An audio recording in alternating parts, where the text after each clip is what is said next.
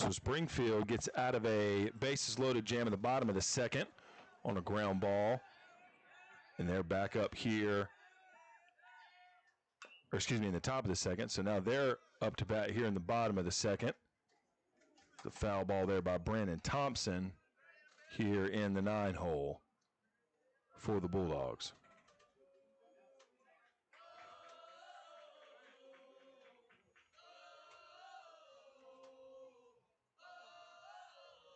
The 0-2 pitch is called for a strike 3. So Ellis gets a K looking, and that'll send it back to the top of the lineup and bring up Lee Rhett, the center fielder, number 19, for Springfield. 2 outs here in the bottom of the second. It's a 2-1 lead, Springfield over Port Barre, Game 2 in a best-of-3 series. First pitch to Lee Rhett is outside for ball 1. As Lee Rhett moves up, like we mentioned, into the leadoff spot this morning. He puts one to the left side. Can it get through? Yes, it does. And that's a base hit for Springfield as Lee Rhett reaches with a 2-out single. Lipscomb now will try to keep it moving for the Bulldogs. 2 outs and 1 runner on base here in the bottom of the second. So Ellis will work out of the stretch. We'll see if Lee Rhett is aggressive on the base paths. That one is high for ball 1 as Ellis's fastball misses up. And Lee Rhett will take another lead off of first there. Ellis winds and throws. Ball 2. Lee Rhett's going to head down to second, and he'll be safe. That's his second stolen base of the ball game. Draws a walk to start off this game. Stole a bag and follows up that single with another one. So he's in scoring position, and Lipscomb will have a chance with 2 outs ahead. 1-0 in the count. Lee Rhett actually took 2 after the throw in the first inning. Here's the pitch from Ellis. Outside again, and Lipscomb is looking at a 2-0 count. See if he can get a pitch to hit here and extend the lead for Springfield. Ellis will go right down the middle for a called strike. That'll make it a 2-1 count. No one holding on Lee Rhett as of yet, as he'll take a nice lead. Now we'll get second base over there, and that'll be ball 4 to Lipscomb. So now first and second with 2 outs. For the pitcher, Cawthorn, with a chance to, like we say, help his own cause here in the bottom of the second. Lee Rhett's on the move. So he'll take third. Another stolen base for him today, and that'll make it first and third for Springfield. They got speed on the base paths right now, Jordan. Yeah, you look at the Red Devils last night, leaving the bases loaded. That was the big emphasis coming into pregame today. We have to get them in. We can't leave runners stranded. And right there, left them loaded, and now Bulldogs threatening to get some more. Yeah, and for Port Barre, part of their lineup that they leaned on yesterday to produce, Higdon, with all his triumphant effort yesterday, gets a strikeout in a key spot for Port Barre, so not able to continue to juice up that part of the lineup with runners on. And like you mentioned, Springfield with a little momentum getting out of a jam. Now they've got second and third with 2 outs, and can their 3-hole get a base hit here?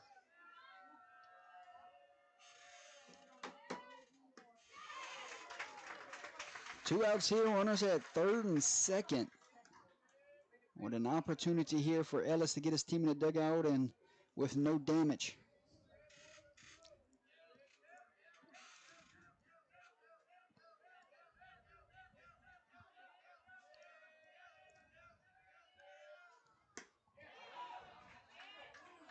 And this is Catherine batting right now, correct? Yes. In the 3 spot. Lipscomb's at second. Yep. And who's that at third? That is Lirette. How they got on base? Lirette single, 2 stolen bases. Lipscomb walk, and a stolen base. And how did McKinley and Thompson get out? Thompson led off the inning. Or excuse me, McKinley led off the inning with a strikeout. And Ellis was able to get the non-holder ground out to short.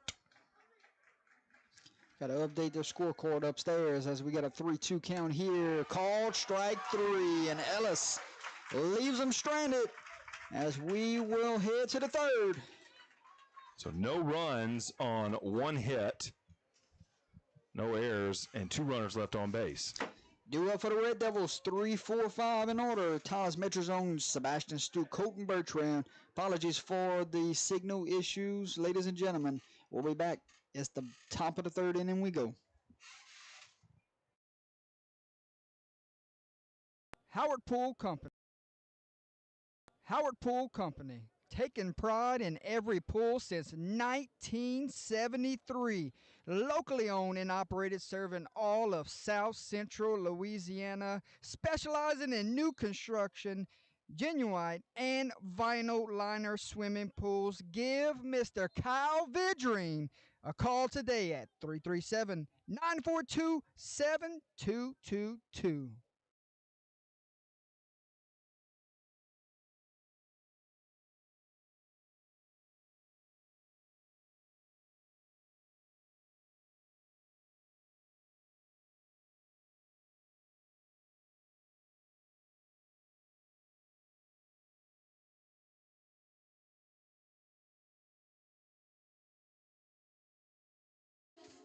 Two to 1 ball game. Top of the third inning, and here comes Tyler's Metrozone. Ground out victim, his last plate appearance, as we will see Catherine, third time on the bump.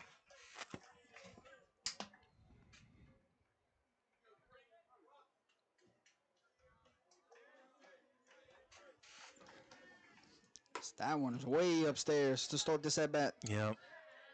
We've seen that from 4. When he starts getting that curveball in for strike 1. That's going to be a base hit into center field, and Metrozone is aboard with a lead-off single. And when you're trailing a run, that's how you want to start innings. Yeah, I mean, as hard as hits were to come by yesterday, and really just anybody getting any sort of solid contact was rare except for the big ones. We've seen a little more active bats this morning, Jordan.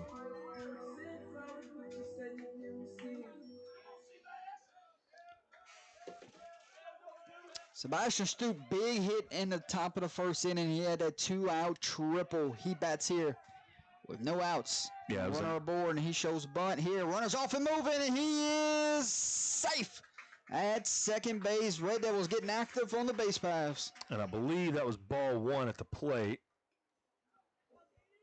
But yeah, an RBI triple from Stu earlier, like you mentioned. Yeah, that was ball 1.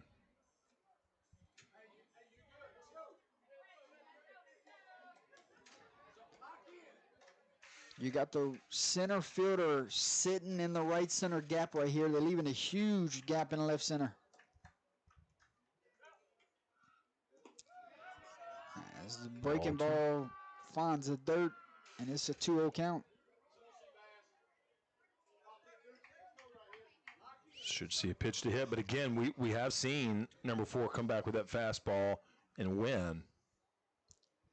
Good hitters count here. The 2-0. He fouled it back. He ran it inside on him. And that one might have been ball 3. As up and in as it was.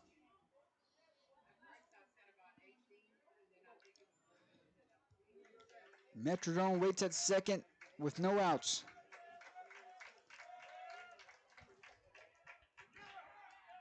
And a breaking ball.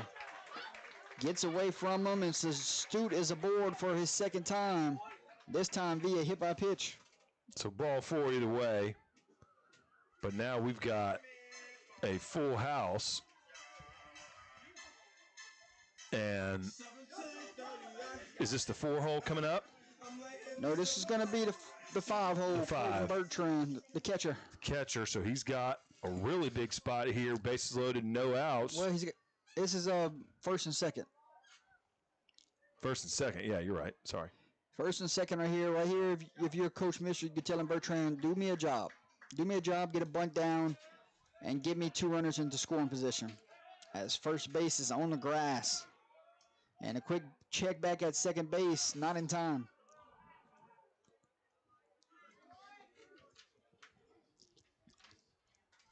Right here, playoff baseball games, doing jobs is what matters, correct? Yeah, 2-1's been the look since we've been here. And they're going to go fake bunt steal here instead. They got the third baseman to crash, and nobody wheeled around to cover the bag.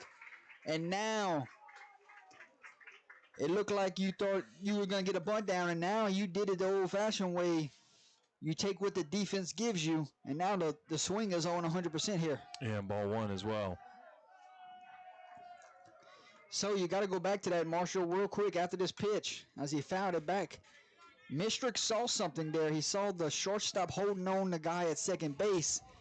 Show bunt, third base crash, no one there to cover. Heads up baseball.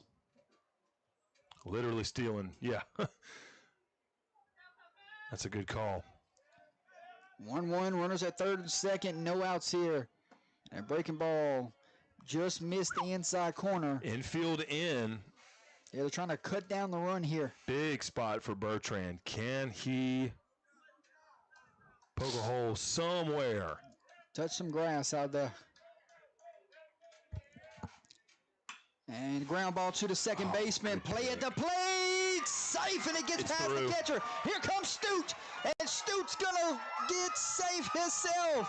And Bertrand is aboard at second base, and the Red Devils have the lead here. You're talking about instinct play there. You have to go first instinct on the ground ball. And it was going to be a play at the plate, but in time safely. And the ball gets past the catcher. Stute never slowed up. So, you know, you can tell that Bertrand's approach, he'll get a courtesy runner number 0 out there at second. But Bertrand's approach was contact. He hit it right at the second baseman, who made a great glove on it.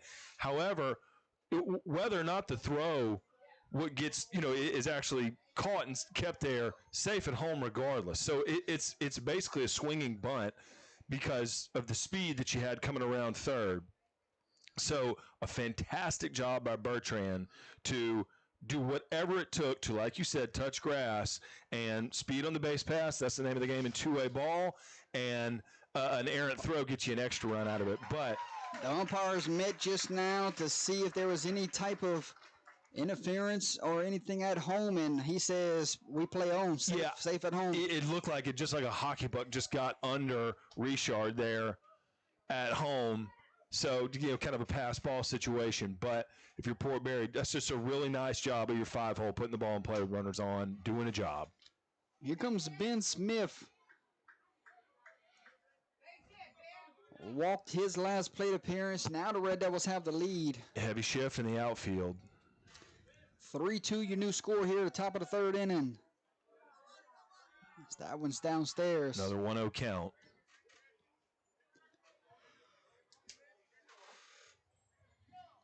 We saw both starters go to distance a game ago. I'm not sure if we're in that ballpark today. Yeah, I mean, and this is for other than just about 60 seconds yesterday. This is Port Barre's real first lead in this series. Well, they had a 1-0 lead at the top of the first. You're right. Backdoor pick here.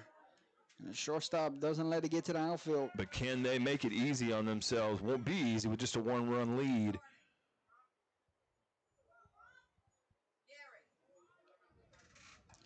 And with 3-0 count here, Smith will be aboard with his second walk of the game, as Bailey Rito will come to bat.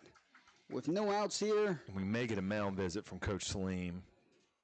No outs here. Runners are at first and second, and we will get that mound visit as we'll take a break. First and second, no outs, 3-2 ball game, top of the third inning. Rito is your hitter when we come back.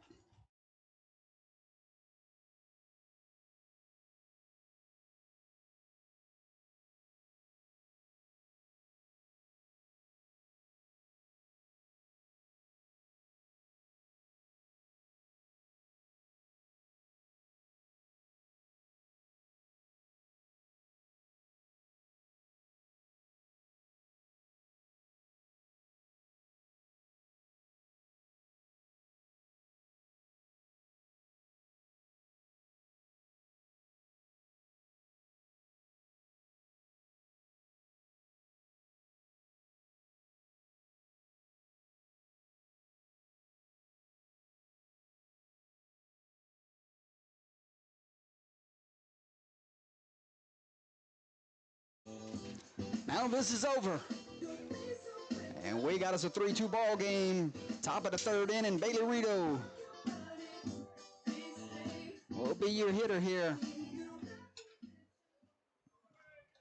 Ooh. Showing bunt. And backdoor pick here. Not in time. Yeah, it looked like second baseman wasn't at the bag, so Cawthorn had to adjust. So right now we're in the same situation as we were a while ago when they showed bunt and took the base on the fake bunt steal. Redo was swinging away there, but another first pitch ball.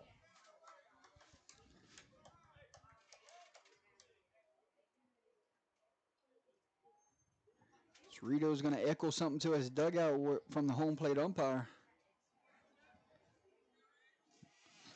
Something was said just now, and umpire didn't like it. So you've seen the adjustment that was made. Third baseman's going to stay back on the bunt, if there so is one. 2-0 count now. Rito got to be seeing red. Didn't get a base hit yesterday. And he fouls that one back right there. So make it 2-1. See if Cawthorn might come back with that fastball again just to not get another 3-ball count. So let's see if Rito can redirect this one. 3-1 count. Now Upstairs. he goes off speed. Now it's 3-1. Okay, the scoreboard's wrong over here in the field. I was going off of them. I should have went off of you, Marshall. I'm watching. I got your back. 3-1 now. And he quick pitched them. And he walked them. And they are loaded. So now this is, so we got another mound visit and is. He's going to have to pull him. Yep. Second mound visit, he's got to pull him. And he's looking at his second baseman. So that's going to be Brady Stewart, number 21, that's going to head in there. And really what it came down to for Cawthorn, in my opinion, was first pitch ball. I just, from experience and just that 0-1, it just makes a lot of difference. And when it's over and over and over again, when every single at bat is 1-0, you're just never able to really kind of open up what you want to do. Actually, no, they're bringing in the DH. So they bring in the second baseman. So they're going to make a double switch, so Stewart will exit. Let's see, 27 is your new pitcher. And so the that's DH. Be Cole Mathern. Oh, that's number 27. Okay, I thought it was 23, the DH. I thought it was Clement. So we have a sub here, and Cole Mathern enters the game. He will be your new pitcher, and he has a big spot to fill here in a 3-2 ball game. Bases loaded, no outs, nowhere to put him. We'll be back. You're watching Saturday Baseball Game 2 edition live on Under the Lights.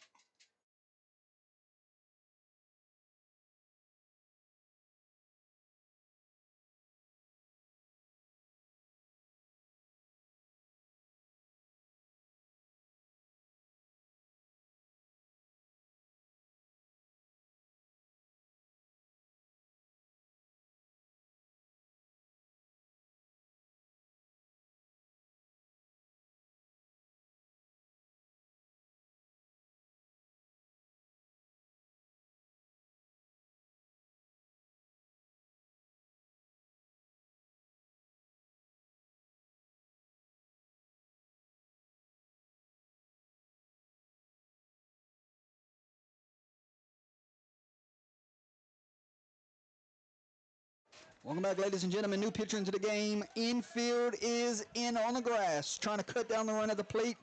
As Corson Ortig will bat here in a big spot, showing bunt, skies it here. Should have laid off that one.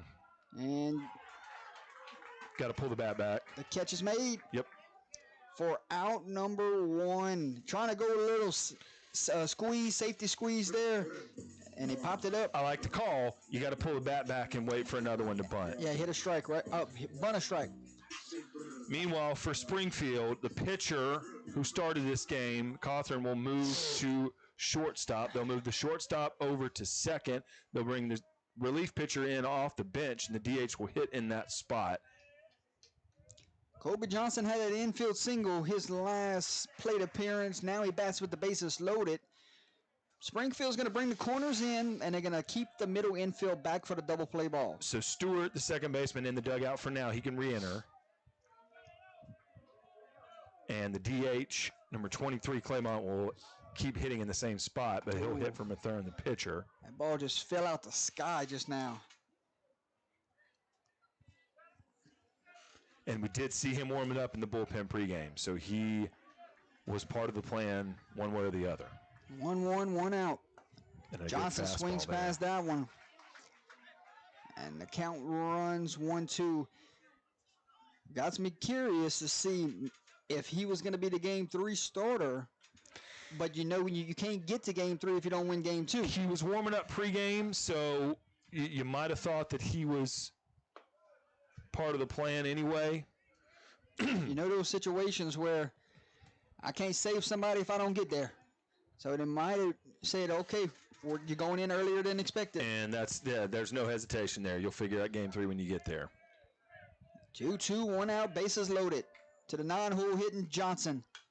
And Johnson fouls another one back.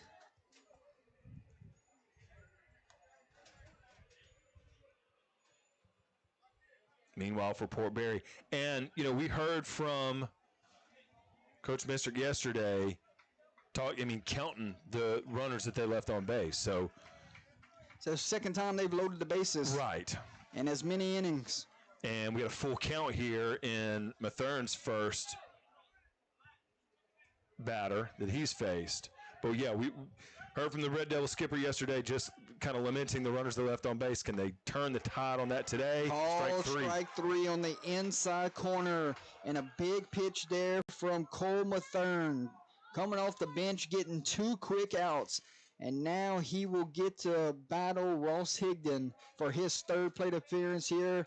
Strikeout victim last time. So can he redeem himself from that previous at-bat? What a huge opportunity for number 20 to potentially blow this game open for what's the road team this morning. Big spot here from both sides. Can Mathern make a pitch, and can Higdon get a 2-out hit? Yeah, you're about to see one dugout explode. The bender fell out of the sky into the zone, strike number 1. And had Cawthorn been able to find that spot with that pitch a few minutes ago, this outing could have gone a little differently, although it's not like it was a bad outing, just not able to make things easy on himself. Tried it again, and this time it held upstairs, and it's a 1-1 count. Yeah, Richard could have framed that one in there if he wanted to. Nowhere to put Higdon, bases are loaded here with 2 outs. As Mathern rocks and fires, swing pads that one, and it's a 1-2 count. And now Mathern trying to do the 1-2-3 with the bases loaded here and get on out of here with only 2 runs coming across.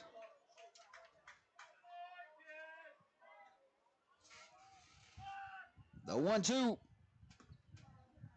And that one just missed outside, and we go 2s across the board. 2s on the board.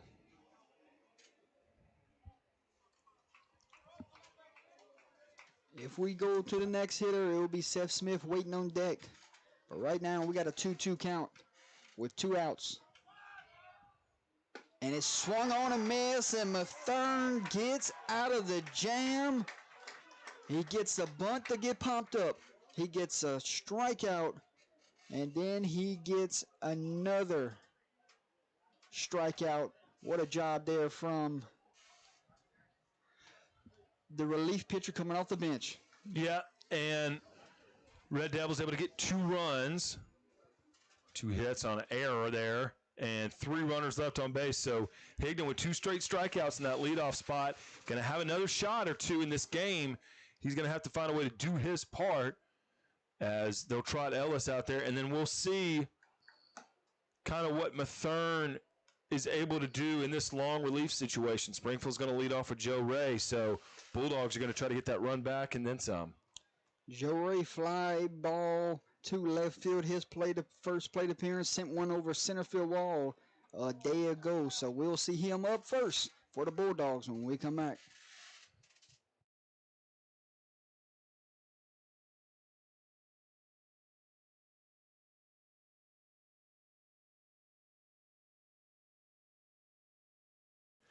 Gary Swallows Taekwondo Plus Tiger Rock Martial Arts, serving Opelousas and the surrounding area since 1988, with programs specially designed for all age groups. Tiger Cubs, 4 and 5-year-olds, juniors, 6 through 11-year-olds, teens, 12 to 15-year-olds, and all adults, 16 and above.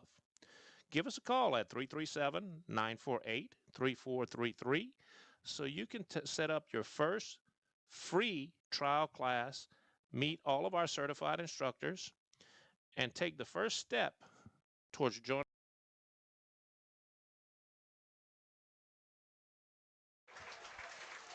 Joe Ray's grounds out to the third baseman with a fine play there from Corson Ortig. And 1 pitch, 1 out. He goes first pitch swinging there, drove the ball well into left field earlier this morning, and then, of course, like we mentioned, had the shot over the batter's eye yesterday, but not afraid to swing the bat early, and he's hitting it hard, throwing his hands at it. We'll get a first pitch strike there from Ellis. Ballard moved to which position? He was the shortstop. He is now at second. He's now the second baseman in this game as that pitch misses outside. Bottom of the third inning in a 3-2 ball game. Good pitch there. Wow. That was headed straight towards hips and then zipped into the strike zone. Nice one. 1-2, 1 out here. Ellis. And that one's going to be a tough play. Coming in. Johnson's got it. Well, he's been active out there today, hasn't he? Yeah, they've put it there with actually this part of the lineup in the first inning. So now the DH. Vernon Clement. We'll get a shot here with 2 outs. No one aboard this time. Last time he was in this spot with 2 outs, he had that RBI single. But right now he's batting with bases clear. As Ellis takes the mound here in the bottom of the third with a lead. Able to produce for him earlier in this game, see if he can keep it going. Called strike on the outside corner. Actually, that one missed. 2-0. 2-0, 2 outs, 3-2. As Clement bats here with 2 outs. And he sees one, an elevated fastball upstairs. So a 3-0 count now to Brandon. See a big spot over there in right center. Ellis comes back with a fastball down Main Street. Glued to his shoulder. He was taken all the way till Monday. 3-1, 2 outs here. Downstairs, they was very careful with Clement there. And he's aboard with a 2-out walk. Now that'll bring up the catcher, Richard.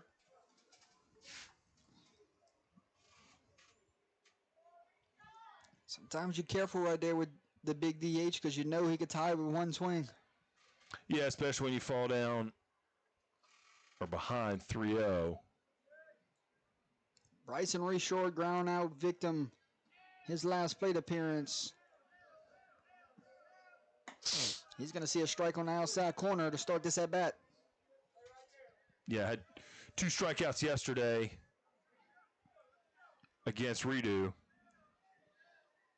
That was 10 total for number 8. Ellis comes back with a good pitch on the outside corner. Home plate umpire says it was out.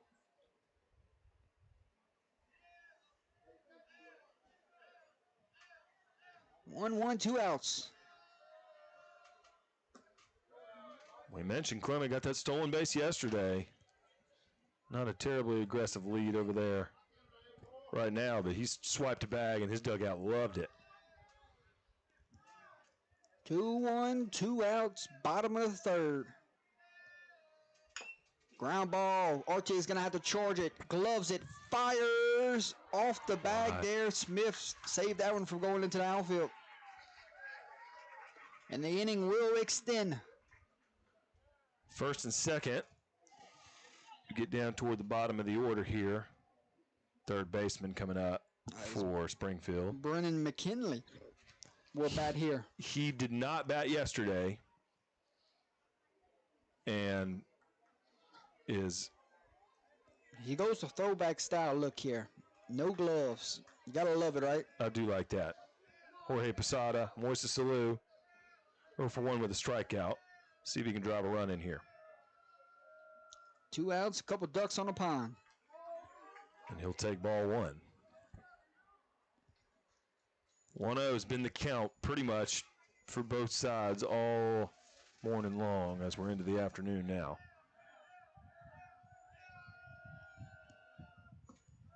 The 1-0 misses downstairs. Where's Ellis stand through 3 innings so far? How's that pitch count look? A lot of pitches through 3 innings. Yeah, he's, again, both pitchers. 2-0's grounded foul. Have really not gotten a 0-1, and Ellis is already at 63 pitches. Wow. And hadn't gotten through 3 innings. We already in the Springfield bullpen. Correct. We very well could see the Red Devil bullpen in the next couple innings. 2-1, 2 aboard. Here with 2 outs in the bottom of the third. And that one's one to hit. Swung past that one, and now 2's on the board, 2 outs. The Red Devils hold on to a 1-run lead, trying to get this to the 4th and get their offense back to the plate. If I'm Ellis, I may go right back to that pitch. See if he can get a ground ball or another swinging strike.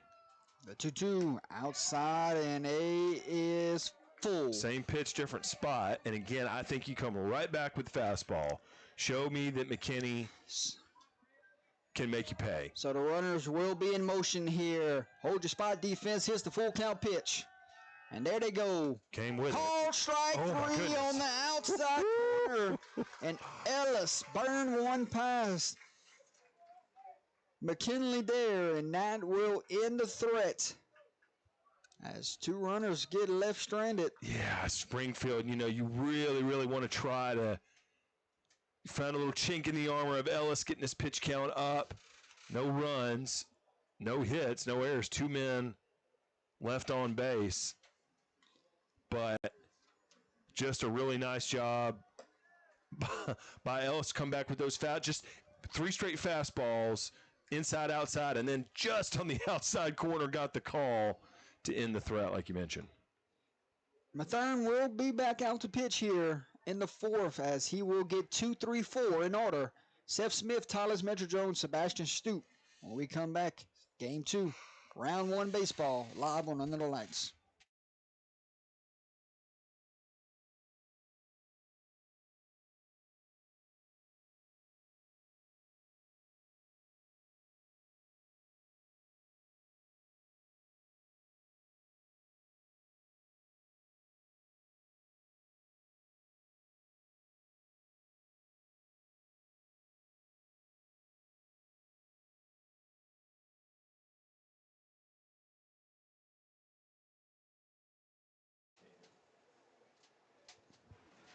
Welcome back, ladies and gentlemen. 3-2 ball game in the top of the 4th inning as we will see Seth Smith 0 for 2 on the day. Fly ball to second base and the ground out to his counterpart at shortstop. And he skies one into foul territory, giving it chase, and it gets down. That was the left fielder, Lipscomb. Nice moves there by number 1. Ran a long way to try to get that baseball and just ran out of real estate. And we liked what we saw out of Mathern in the third. So now we'll see if he can get a shot. We got a 0-1 count off a foul ball finally. So we'll see if he can come in and get one of those real quality long relief appearances. So far, he's been right around the zone. Misses there on cue.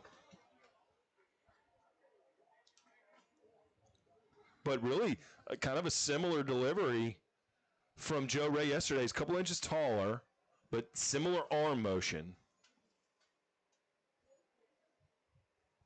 Umpire calls time here. Ray leaned heavily on that fastball yesterday. Really didn't try to overcomplicate a lot of what he was trying to throw. But Mathern, really a similar pitcher. The 1-1 to Smith as he shows bunt. He's going to try to beat it out, and he's got a chance here. Catcher gloves it, fires it into the outfield, and Smith's off for a run, and he's going to second base. And he will have to be there. Look at him go. He's going to third. And he may come home. Here comes Smith. Play at the plate. Save! Oh, my goodness. You put a bunt down, you touch them all. You ever bunted for a homer? Hey! I saw a few in at Little League last night. Welcome to Red Devil Field. Nice job there by Smith just to continue. I mean, really the most impressive one was getting around third base. That was where the aggression really started. He was going to always be safe at first, but after that, it was on him. He turned the burner zone, and Coach Mistrick saw the bobble right there, and they got it back into the infield, and he said, you know what? Get yourself to home plate. So poor Barre, that's the first 2-run lead in this series, if I'm remembering correctly. But so you saw Mathern at the last second kind of lay off and let Richard get that ball, which was the right play because I don't think Mathern had the timing to be there and then turn around and make that throw. That one's upstairs on Metrodrome. If you're Richard, maybe you eat that, hold it, try to get a double play. Yeah, you put it in your back pocket right there because Seth was going to beat it out no matter if a throw was made or not. Tyler fouls that one back. And also kind of knowing I'm not even the first guy to the ball, so you got to think he's down the line. I love the idea, though. Struggling at the plate the last 2 games. Let me throw down a bunt. Let me make them make a play right there. That's a tough spot to, beautiful bunt. Either a righty or a left-handed pitcher coming off the mound and try to make that turn. You saw that's why Mathern bailed on it. And, beautiful bunt and a home run. That's what they're going to call it. Tyler's Metrodrome turns on one, and this one's going to get to the wall. He's going to have a stand-up double, and the Red Devils have a little momentum here in the 4th inning. 2 hops to the wall there over the left fielder's head. Still no outs. And we'll see if Stute can keep it going. And if you're Port Barre, this is the time. You're at home. I know you're the road team, but you're in the friendly confines. You got a 2-run lead. You're into their bullpen already. This is a good part of your lineup, a strong part of your lineup that's produced. And now is the time to try to get ahead a little bit and just take some air out of Springfield. If you can pull that off this inning, that's awesome. Stute already a triple in this ball game. And Mathern already hit 23 pitches. So you're going to see the breaking ball fall in. He's been really nice with that first pitch curve for a strike. He's done that several at-bats. It's been nice to watch. But we also seen the Red Devils, both pitchers now, have not hit the breaking ball. Yep. They've been very patient, waiting on the strike, and there's a steal. Tyler's Metrozone's going to get there safely, and that was all timing right there. You wait for the leg kick, and you go. And I think, going back to that, that's a good point, but I think the patience at the plate has been their approach. I don't think Higdon was trying to put that one over the fence when he was just trying to put a good swing on it. So that approach has continued today. They're just taking what they can see And ground ball. This is Just going like to do that. a trick here. It's going to be an RBI single for Stute, and he's already had an RBI in this one. Well, he just picked up number 2 with a single to right field, and Stute's red hot at the plate. yeah, good job there. I mean, that was just a pure little opposite field base hit to the left of the second baseman. We'll get another pitching change, and I believe that might be Stewart. Check on that for me. Yes, that's Brady Stewart, the second baseman, who started the game at second base. He's going to re-enter, so he's going to re-enter for Mathern. Everything will stay the same. DH will stay the same. Defense will stay the same. They'll just swap. This starter will re-enter for Mathern, who threw about 24, 25 pitches and just got hit a little bit harder. I think after Port Barre kind of coming off of seeing Joe Ray kind of throw that Friday night ace-type start, now maybe their ball's a little bigger today as they're into Springfield's bullpen. And the upperclassmen, the leaders, the reliable run producers for Port Barre have done that today. Starting to get deep into this Bulldog bullpen as the Red Devils strike for 2 in this inning. Not done yet. Still no outs. When we come back, it will be Colton Bertrand. He will bat with a runner at first. You're watching Game 2 Baseball live on Under the Lights.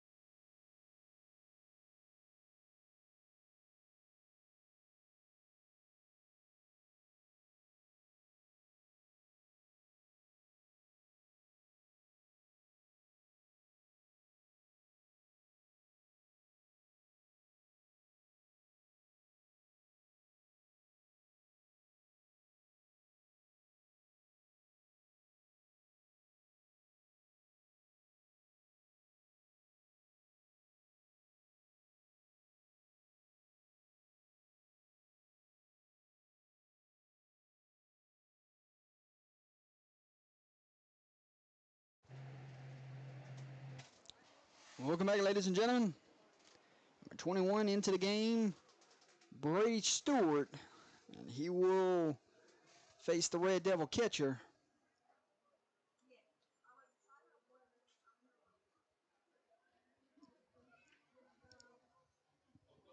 So we got a 5-2 ball game here in the top of the 4th inning. Stute always a threat to snag a bag here. See how early he takes off running.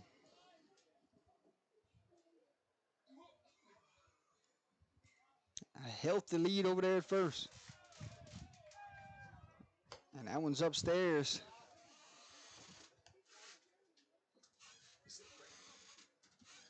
For ball number 1.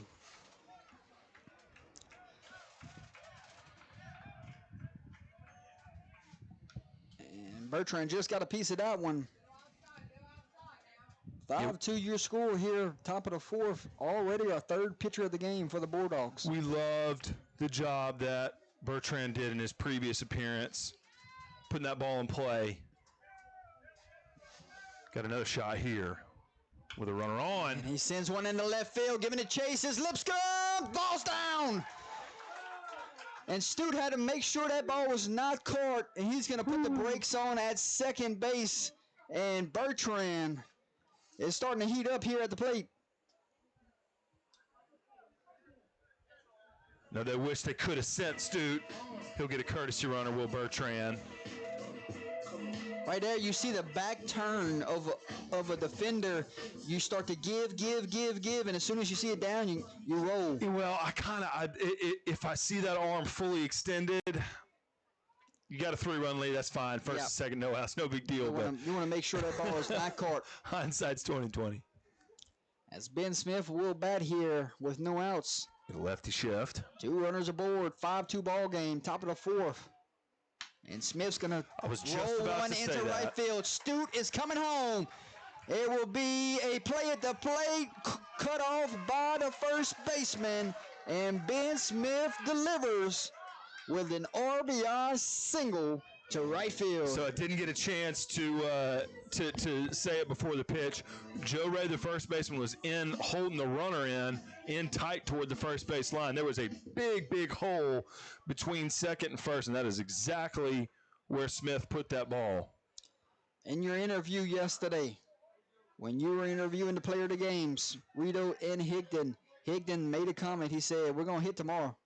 Right now, they're hitting, my friend. Yeah, and Redo just got hit, so that'll load him up for Port Barre. And again, I think that does go back to the plate approach they brought into this series, which has just been patient. You know, they've gotten to the wall twice, 2 wall bangers today, got a home run yesterday.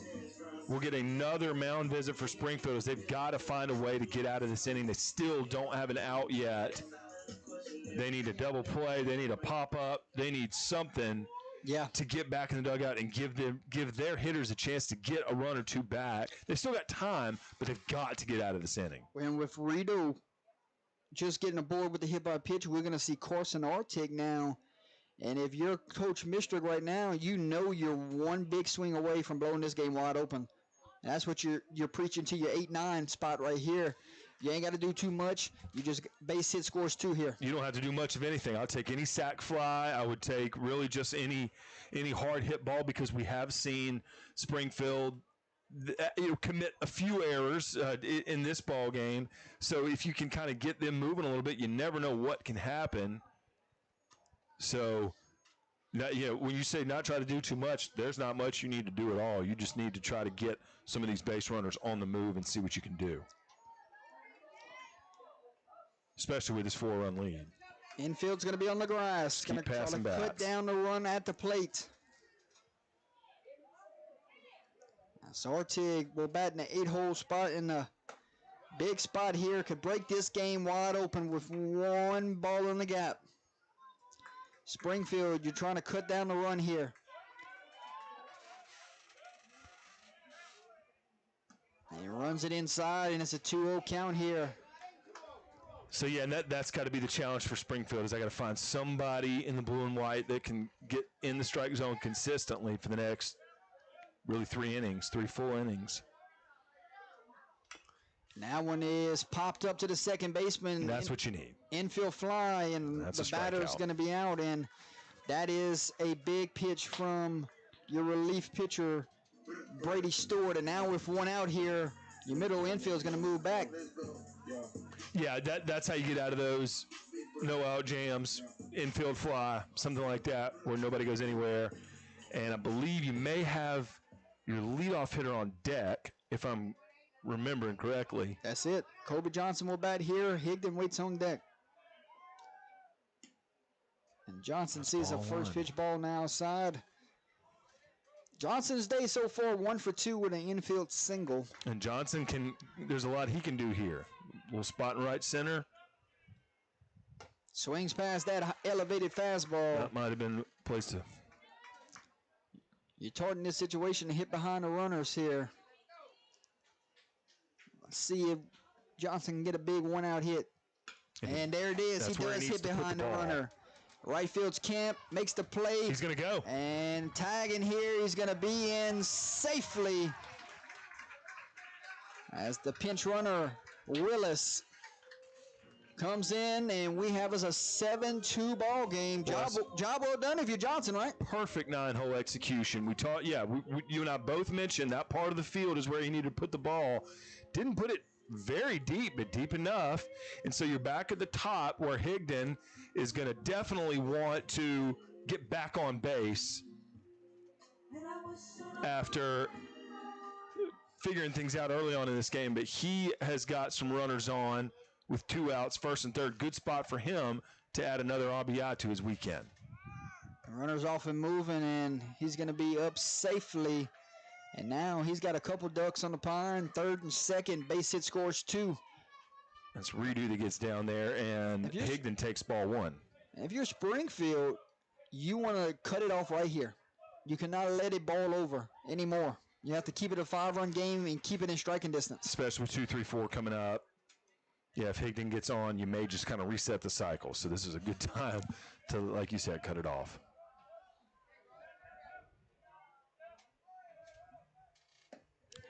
Swings past that one, and he's down 1-2 here.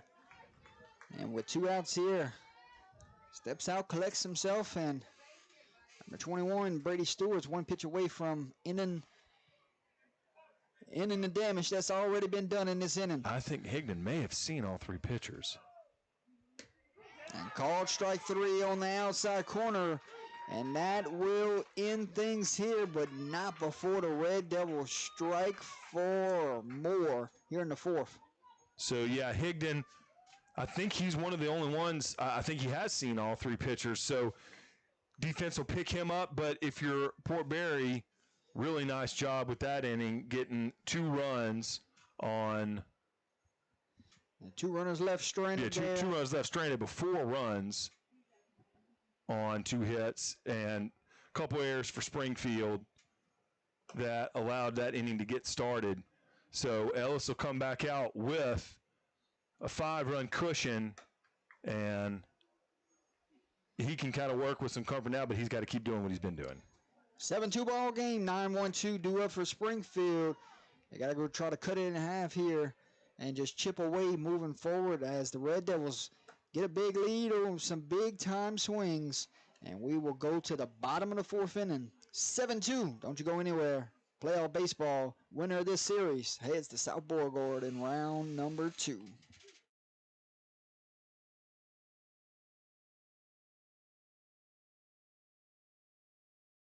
UTL, player of the game sponsor, Whips Prints, custom apparel, and substrate designs. Owner, Kenneth Whip Beverly, is located in Crowley, Louisiana, with all your heat transfer and sublimation shirt design needs. You can follow him on Facebook or Instagram. Give him a call today at 337-581-6631. Tell Whip Under the Lights sent you on by.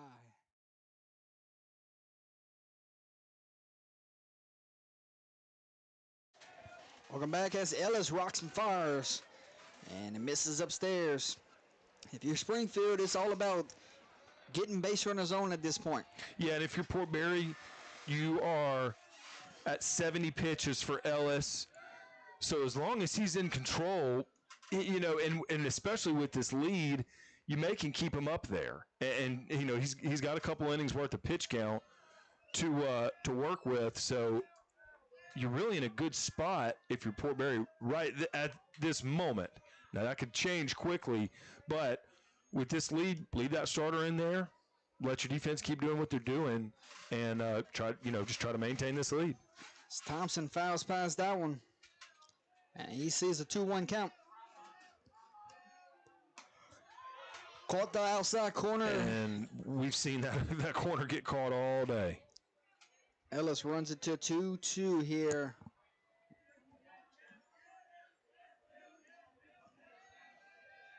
And the 2-2.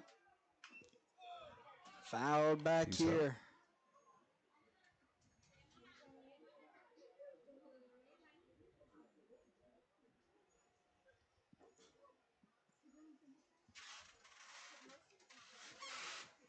Yeah, we've got top of the lineup on deck for Springfield, so this would be a spot for them if they can get Thompson on here, find a way somehow to get on base.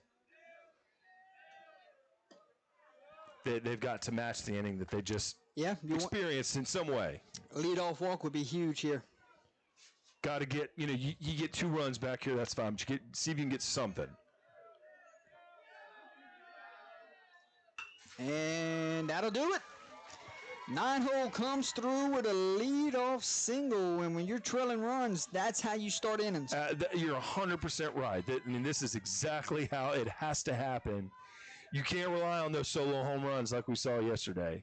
You've got to string together things like this, and a really nice piece of hitting out of the 9-hole will turn the lineup over for the Bulldogs. And Learett, who's done it for this team all season long, no better time for him to live up to his reputation than right now.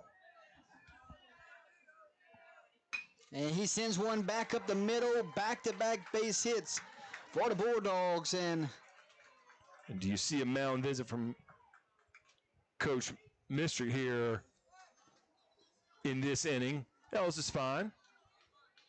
As we got a couple Bulldogs aboard with no outs here, and you got a good spot here as Lipscomb will bat with no outs.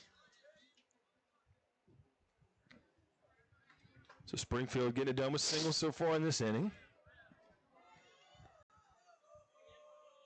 What you think about them cleats? I just noticed those.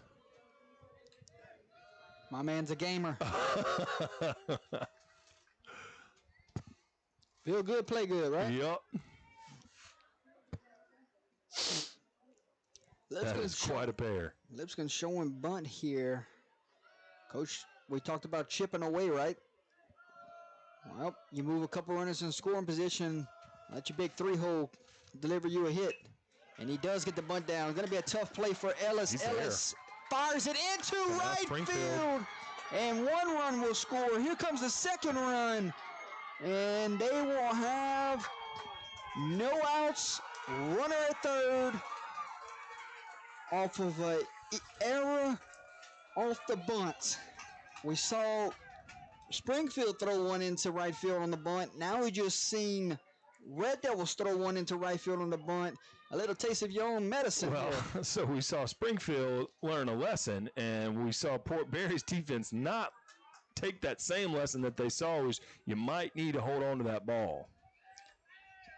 So now Cawthron will bat here in now a new ball game. It's 7-4, no outs, bottom of the fourth inning.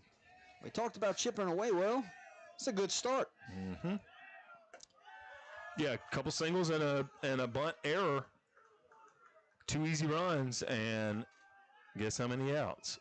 You're in business right now if you're Springfield. And Coach Mistrick will have a mound visit here.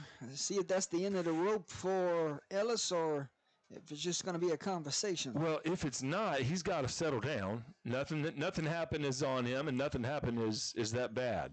Really, nobody's hurt still. The outcome of this game has not changed if you're Port Barry. You just got to settle down and get 3 easy outs and not let things like that happen again.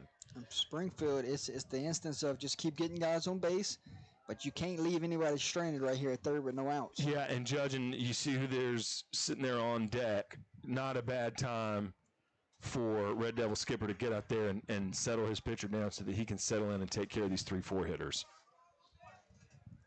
So a new ball game, 7-4, bottom of the fourth. You knew Springfield wouldn't go quietly. Yeah, and right in the heart of their order now. So they're going to try to make hay with no outs.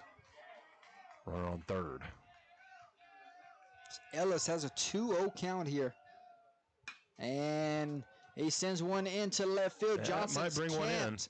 Lipscomb's pretty fast. And it's Yeah. going to be no play at the plate. Steps on home. It's a 7-5 ball game. How about that? An RBI sacrifice fly from Cawthron.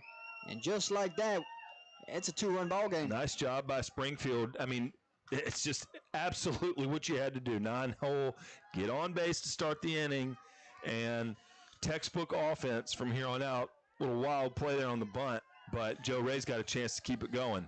7-5, 1 out. Here comes Joe Ray to the plate. As he grounds First pitch one swinging again. to Ortig.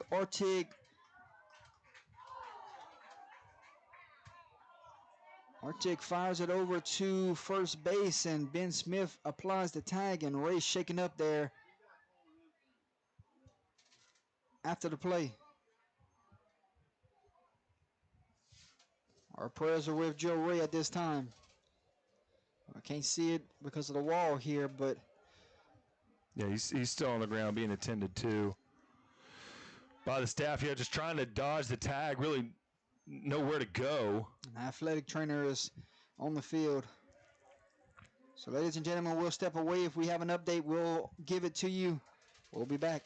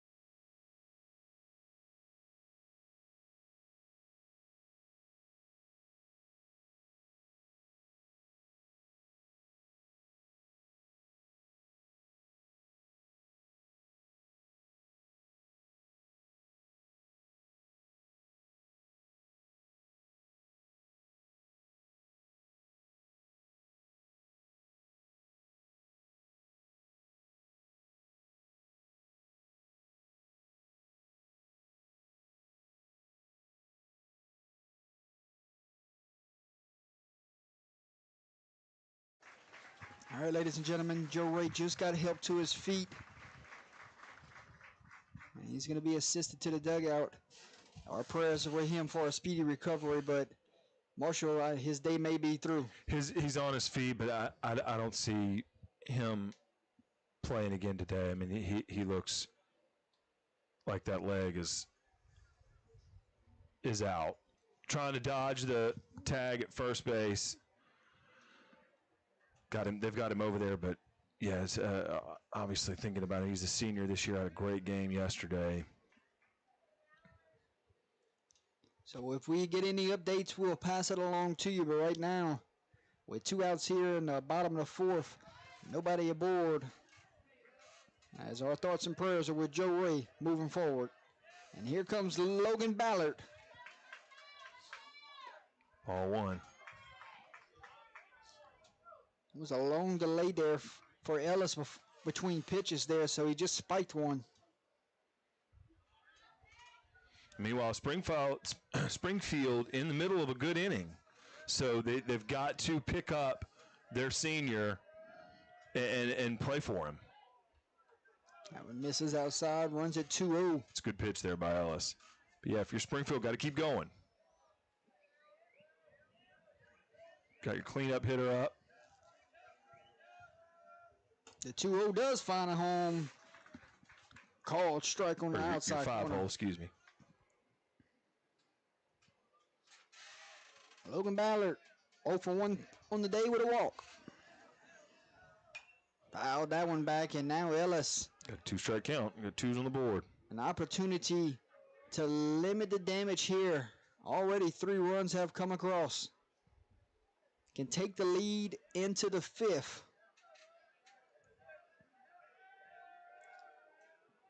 As the 2-2 is delivered. And it's a fly ball.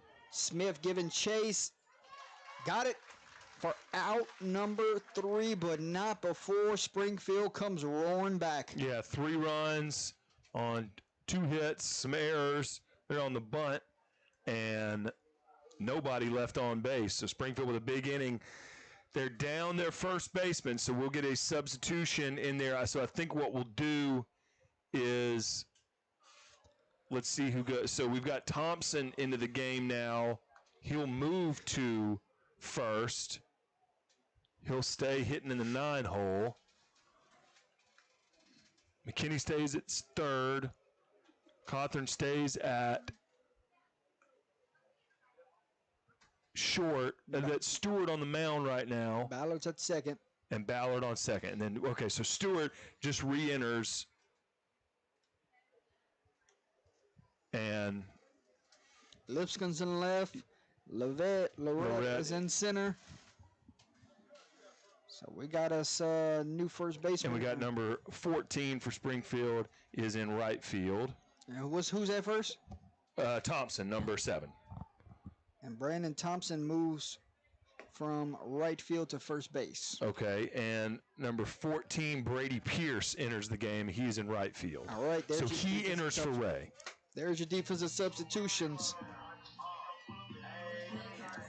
Seth Smith laid down the bunt and touched them all his last plate appearance. He's going to bat here with a 2-run lead in the top of the 5th inning. 7-5 your score as we're getting late here. Yeah, Springfield, like we mentioned, the home team. Call a strike on the corner. Red Devils win this one. They pack their bags. They head to South Beauregard next week. 12 outs away. If Bulldogs win this one, we got 30 minutes after. We'll play another one, but Seth Smith's aboard with an E5 there. We saw what the leadoff runner turned into in the bottom of the 4th. So this will be a good chance for Port Barre as they're getting into the productive part of their lineup. Stute was big in that big inning. He's on deck right now, so we'll see if Port Barre can respond back with a couple more punches. Tyler's Metrazone is 2 for 3 on the day. He's going to bat here with a runner aboard. Double to left, single to center, ground ball to shortstop. His outing so far.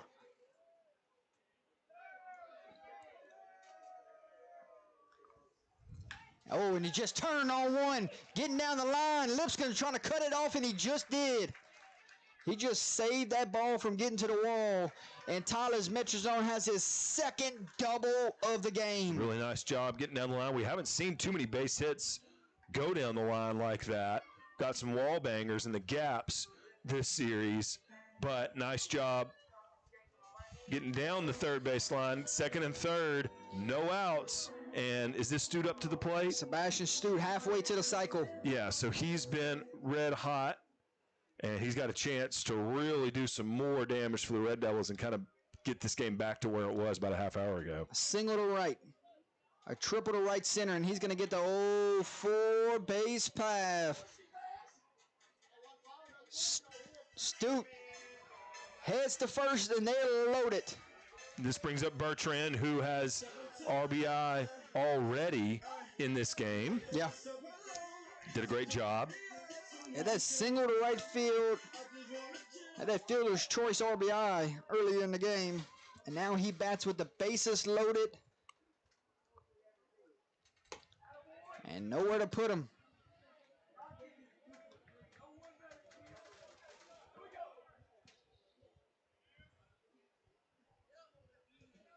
Trying to cut the run off at home. No outs here. This is what, the third, fourth time the Red Devils have had the bases loaded Well, this game? so Bertrand has gotten this infield in look a bunch, and this was when he went to second earlier.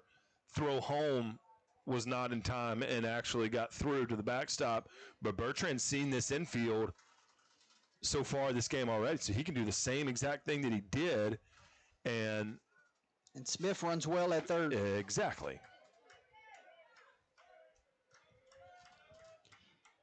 Bertrand sees a 1-0, fouls back, and the count runs 1-1. Up in the zone a little bit, tough to lay off of. See what Bertrand can do to put this one in play.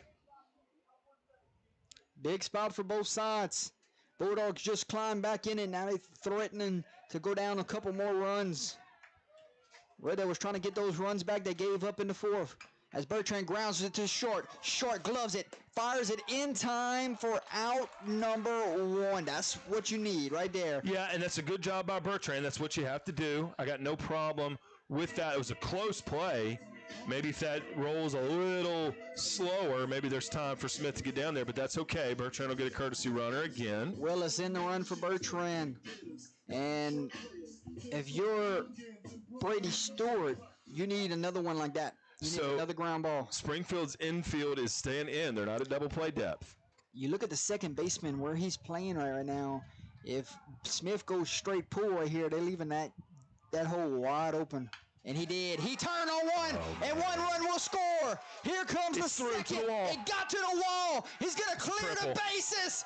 Ben Smith's going to stand on three. He is safe at third. The ball is on the dirt, and he just cleared him. An amazing piece of hitting. We just mentioned about how Metrogen got down the third baseline. Well, Smith takes the first pitch he sees and goes down the first baseline. Misplayed in right field by Pierce, who just entered the game. We're not able to cut the ball off at the line. It gets all the way to the wall at 3:15, and the lefty's on third with a bases clearing triple. And coach is out, and that might be all she wrote for. It is. Stewart, and so this is number 17 coming in. We'll get another player out of the dugout for Springfield as they're into their bench now. And especially with Ray out of the game due to injury, it's just been a really fortuitous hour or so for the Red Devils. The road team today, but man, they are loading the bases and they are doing what, I mean, again, if you're this Port Barre head coach, you've got to be thrilled with your execution on two different kinds of games. Last night, you play almost perfect defense, you get almost perfect pitching, and you get clutch hitting. Today, you're on offense really only taking what you're given. You're sitting there calling it before these pitches come down, seeing how Port Barre needs to execute. Well, then they're going out and doing it. So really a dream scenario for the head coach of Port Barre, just watching his guys execute in every situation where what needs to be done is what they're getting done. Not over yet, but as Springfield getting, thinner with both injury and pitch counts to their upperclassmen, it's just kind of a situation where Port Barre right now, everything's going right, but they're doing everything right. Big swing from the freshman. Cleared the bases, and now the Red Devils hold on to a 10-5 lead. They had a 5-run lead in the fourth and saw it quickly come to a close. Now a 5-run lead here in the fifth and threatening to get more. Bailey Redo. We'll see the new pitcher. We'll see who this is. Number 17 is That's on the bump. Braden Martin.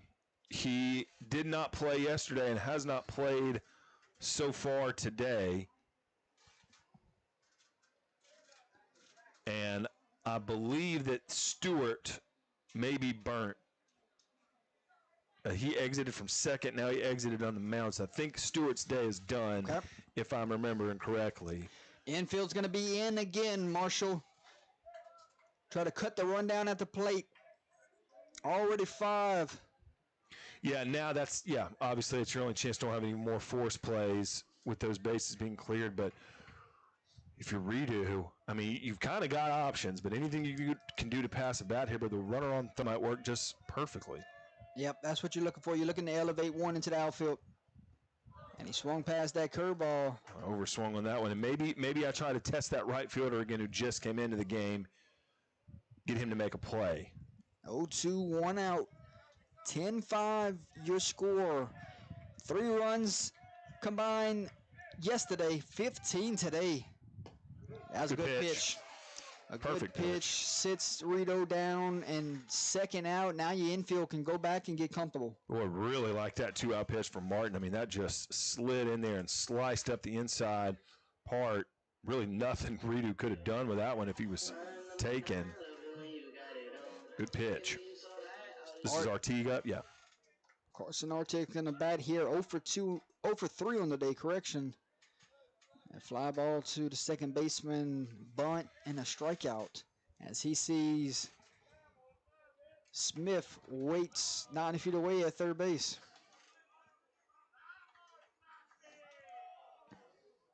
And that one's going to be off the hands. Tough play, gets through.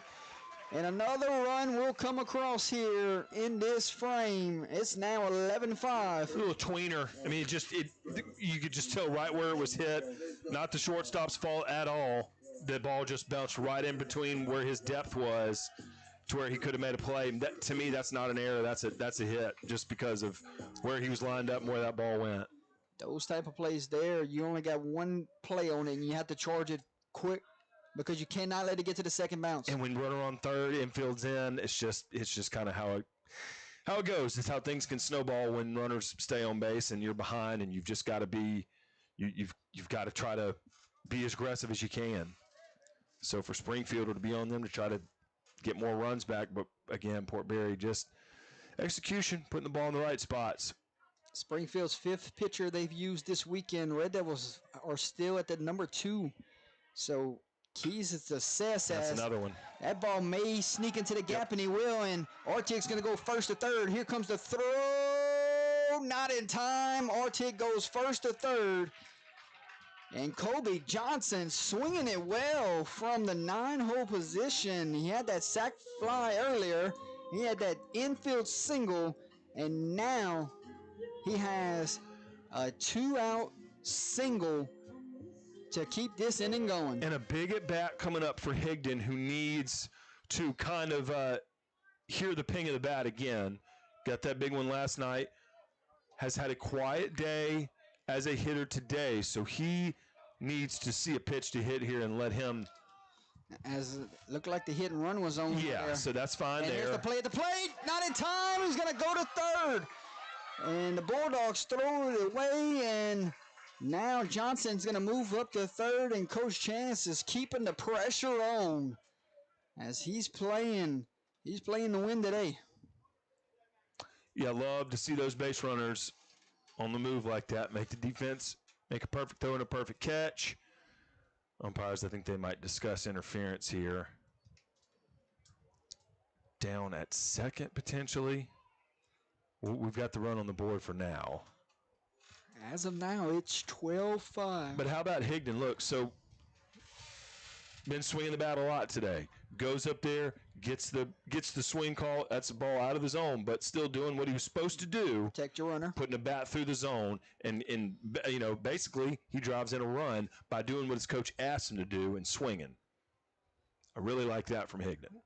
Got 2 outs here. Long discussion from the umpire crew. In other words, with the kind of day he's had, he's going to want to bounce back and try to wait for a pitch to hit. But if it's on him right there to, like you said, protect your runner, he did it. Save it home. Yeah, they asked for interference. Umpire says no. And with 2 outs here, a runner at third.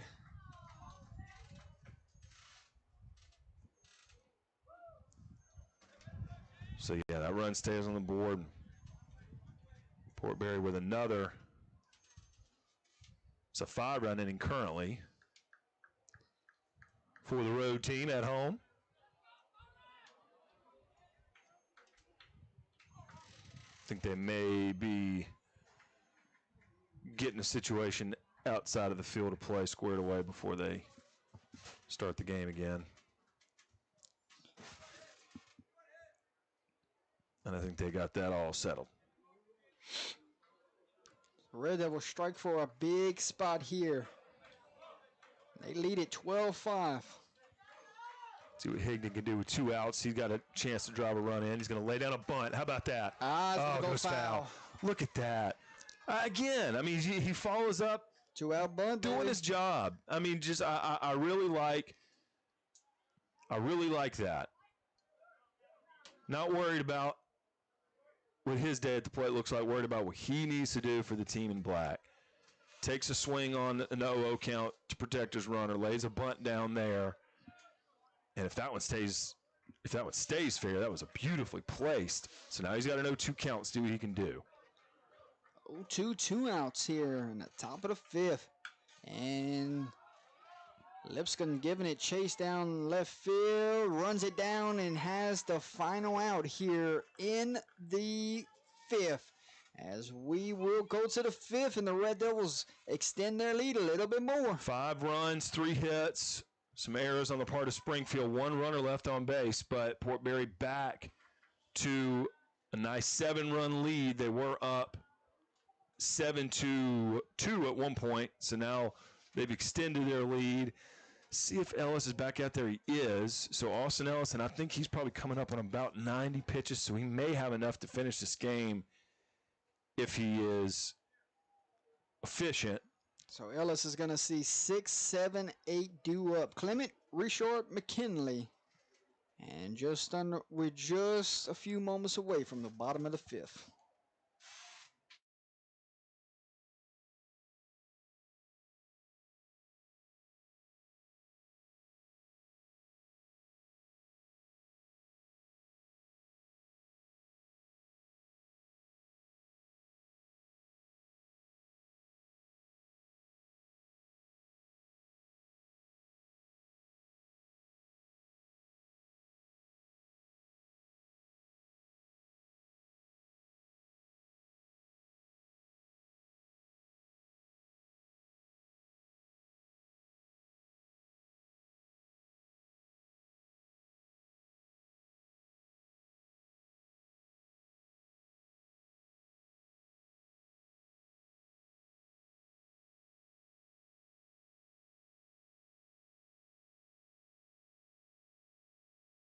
Welcome back, ladies and gentlemen. 12-5 your score. Hey, we got baseball on deck next week. I think me, myself, and Mr. Marshall might find us a game somewhere in the middle of the week. We got games next week? And then we'll have us a playoff series the following weekend. So stay tuned for all the details of where we will head next.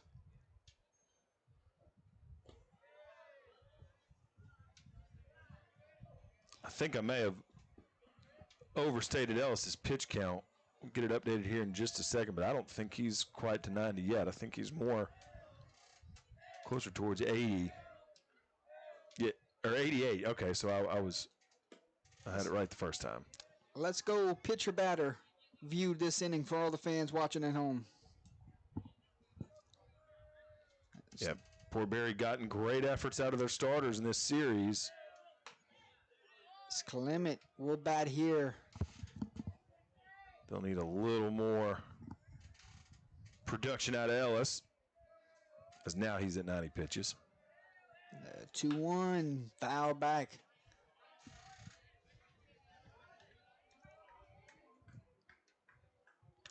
Really like, mentioned Clement's plate appearance, very relaxed approach. Just a pure hitter. Oh, good pitch. It's a great pitch. Finds the inside corner, and it's going to sit Clement down via strikeout. Yeah, I don't think that had got any part of the zone until the last possible second. Really nice backdoor from Austin Ellis. Now we're going to see Bryson Richard 0 for 2 in the day. Catcher.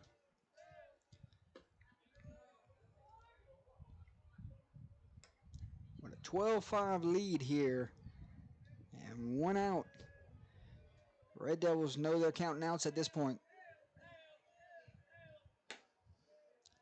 Yeah, and if you're Port Barre, not sure, if you'll be able to have Ellis this entire game, if pitch count becomes an issue, but like we mentioned, you got some cushion, so just don't let up. Last time the Red Devils played in the second round of the playoffs, and someone can correct me if I'm wrong in the chat, but 2023, I believe, is the last time the Red Devils have advanced to the second round of the playoffs. You got a first-year head coach that's done things well so far this season. Tough district, as usual. And some stiff competition in the early part of the season. We got to see him on opening day. A walk there. A little one-out walk here. But yeah, got to like the program that he's starting to build there. Got a great resume, both as a baseball player and as a U.S. serviceman. But got Port Barre executing very, very well in this opening series. Skies that one. Giving it chase is the right fielder. Nice call. And the play is made. Good job not making that one tougher than it had to be. Outfielder calls him off. And you got 2 outs for Ellis. Just like that. Scoring at home, F9. Fly ball to the right fielder. And we got 2 outs here as Thompson really started that rally earlier with the back-to-back singles. He'll bat here with 2 outs, so the runner at first. Yeah, you're right. Yeah, that 9-hole, we said, it was absolutely critical that he do what he did. So Springfield, they'll get a chance to turn over here and may get one more shot for their top 3. Cleanup hitter won't be in this ball game. Quick check over down the first, and not in time.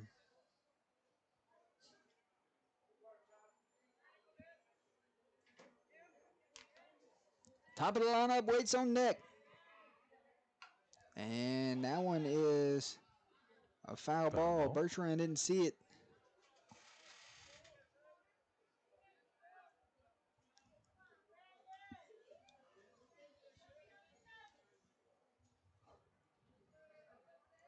We want to thank Port Barre for having us this weekend, Mr. Marshall.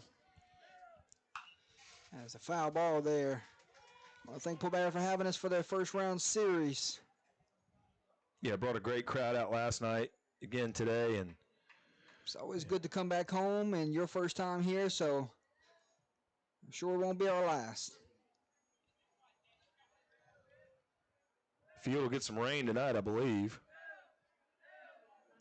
0-2, 2 outs. Oh, bring him up. Goodness. What a breaking ball pitch there from Ellis. And he walks off. He's going to be able to start the 6th if that's the route Coach Mistrick wants to go. No runs, no hits, no errors. 1 runner left on base. And 6 outs away for Port Barre from round 2. And a shot of South Bow. And if you're Springfield, they'll bring Martin back here out here on the mound. He's got to get a 1-2-3 inning. And Springfield's going to have to find a way. They'll get their top of their order in the bottom of the 6th, but time is now for the Bulldogs. 5 strikeouts from Ellis on the day. Yeah, really solid outing for him. He's got maybe 1 more inning, maybe 2 if it's just super efficient. But like I said, with that cushion, you really don't have to worry. So you can keep, of course, you'll have the weekend to rest everybody, but you'll have Redo ready for that regional round if, in fact, they are able to advance and after either game 2 or 3. Still a lot left to figure out here. But if Redo's able to get his rest, he'll be ready for game 1 if that's the case in the regional round. But just the cushion that you have right now just allows that ability to just keep that starter in there as long as he's doing what he's been doing. 2-3-4 coming up for the Red Devils. Seth Smith, Tyler's Metrodrome, Sebastian Studin. We're going to have a discussion going on. It looks like the home plate umpire and the field umpires are going to have a discussion going on. Can't really tell what's going on, Marshall. You got an idea? I think that it may have to do with something going on outside of the field of play because they do have a Port Barre administrator on the field now. It looks like what they're trying to square away was outside of the net. And they look to be looking more towards the Springfield side of the complex. And like I said, yeah, we do have a Red Devil admin out on the field right now checking things home with the home plate umpire.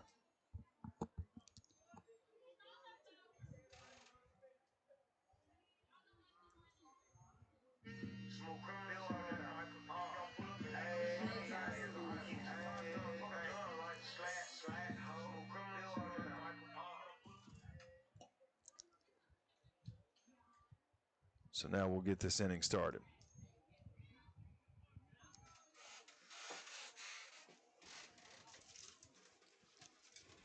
Smith will hit here. And that beautiful bunt. Reached by error his last plate appearance. Yeah, it'll be important for Martin to settle in here. He needs to see a good inning. So we go to the top of the 6th in a 12-5 ball game. And that one gets away from the pitcher for ball 1. Yeah, that 1-0 count's just been thorn in the side of Springfield today. And Smith's going to get a base hit into left field. So Smith's starting to find something here. Little C&I single. Easy enough.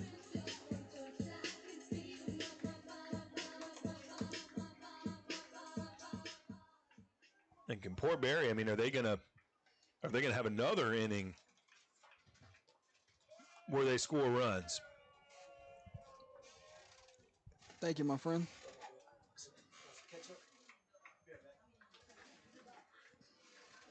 As they just continue to make it easy on offense for themselves. Tyler's Metrodrome swinging a hot bat right now. 2 doubles and a single. If we were to see a game 3, this is the guy right here that would run out there. I'm curious to see if he's the next guy in line coming out of the bullpen now to try to close it out for the final however many outs. Yeah, and like we mentioned, depending on how the bottom of the 6th goes, they may not need it. We'll see. The runner's off and moving. And Smith's going to be tagged out. He did not slide at second base. Looked like he got caught up. Fused there. He didn't know a throw was coming. Well, he still got a slide. He stood up right there. The tag was applied. I don't think he knew a throw was coming. Got to regroup. for Metrogen. And so Smith is tagged out trying to steal, and Tyler is going to be aboard for his 4th time today. This time by hit by pitch. Thank you, Sock. Great hospitality here at home. You better believe it. Brought the press box a lot of food just now. Might not be commentating much more. We're researching. Runner aboard. Another spot for Stute. Hit by a pitch, and now we're going to get Sebastian Stute. He was intentional, walked his last plate appearance. A triple on a day, a single, a hit by pitch, and a walk. What a day for Stute. And he'll get ahead in the count. Ball 1.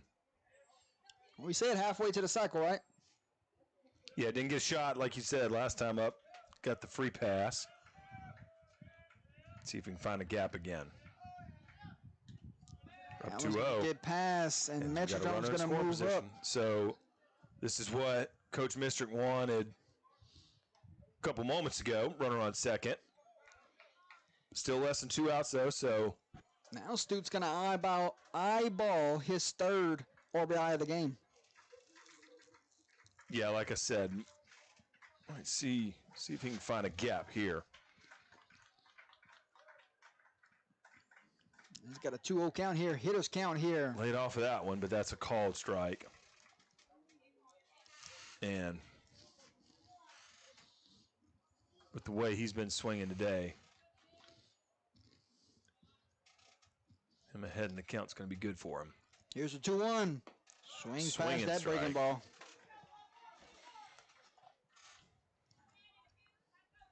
Still just 1 out, so don't want to let up at all. Got a runner in scoring position, less than 2 outs. I want to see a 13 on that board if I'm Port Barre, no matter what, how Quick late in the kick game over. it is. Caught him leaning, and he slides in safely. Nice job by Cawthorn to keep that ball in the infield, apply the tag, see what Stu can do with a 2-2 count.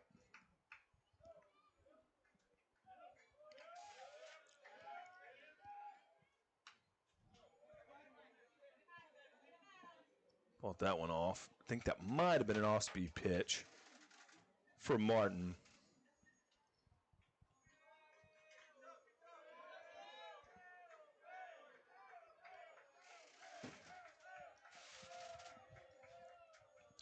Stu's got 2 strikes on him. And that breaking ball Strikeout. is called strike 3 on the inside corner. And that will be the 2nd out of the inning. Seen that call on both sides. So that'll move it to Bertrand, who has another opportunity to either get him over and or get him in.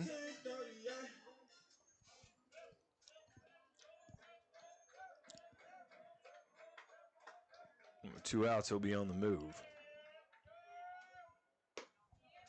Ball 1. 2 outs, runner at second, top of the 6th inning. Can you see the bullpen from here, Jordan? Would you know Absolutely if there not. was someone up? Okay. Will be in his tiny press box. Can't see past this wall. All right, fair enough.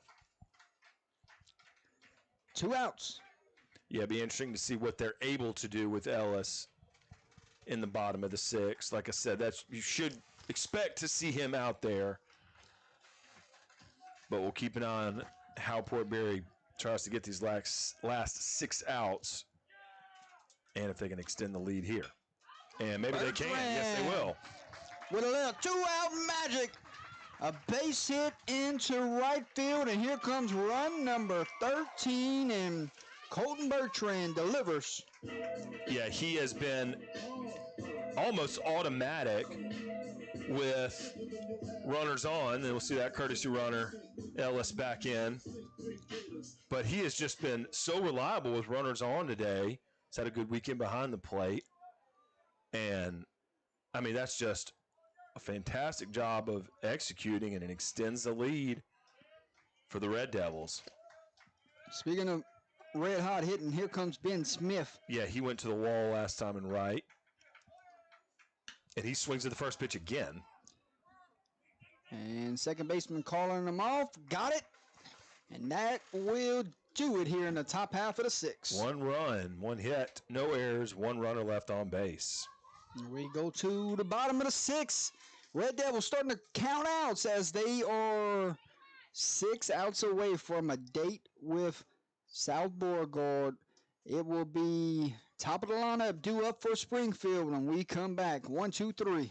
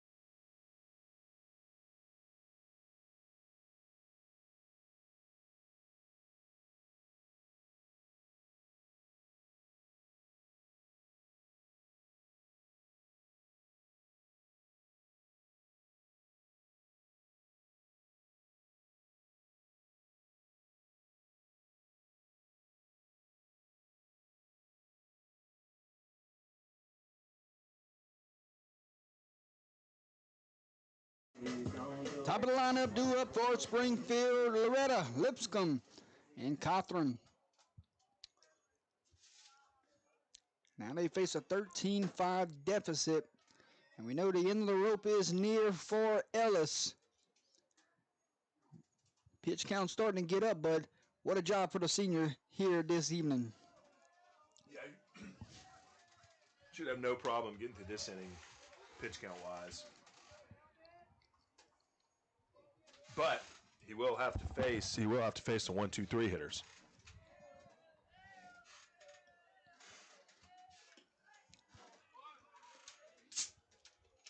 So Loretta swings past that one. It's a 1-1 count here, and I think that one got Bertrand on the swing. Yeah, it did. Looked like it hit him in the hand. He's shaking up. Yeah, okay, just take a second. So Ellis is at 103. So he's got 12 more. In high school and then he'll baseball, finish that batter. High school baseball, if anyone doesn't know, the cutoff for pitches in a game is 115. And you can finish that batter. So if you're at 115 in the middle of an at-bat, you can finish that batter no matter how many foul balls or whatever goes on there. So Ellis has no outs, and he's got 12 pitches to work with, give or take, to try to get through the 6th. But like I said, he's got the top of the order, and like I said, can't see it, but I wouldn't doubt it if there's a Port Barre reliever either in the bullpen or on the field somewhere ready to go. I don't know who you think their closer might be, Jordan. Well, I'm thinking that they would go with their game 3 starter with the big lead to go get 3 outs. That's what my thinking is, but Okay. we'll see. Right now he's in center field. He's in the outfield, yeah.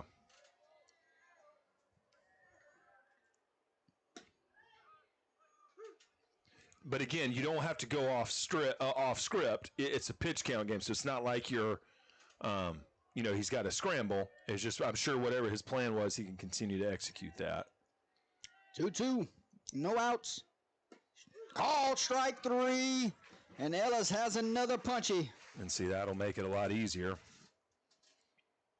for him to get through this inning, not having to waste extra pitches just down the middle. And another strikeout for Springfield's leadoff hitter. That was been their best hitter this year. That was the 6th strikeout from Austin Ellis. Lee Rat, meanwhile, was 2 for 2 before that. Lipscomb, couple walks on the day and a bunt.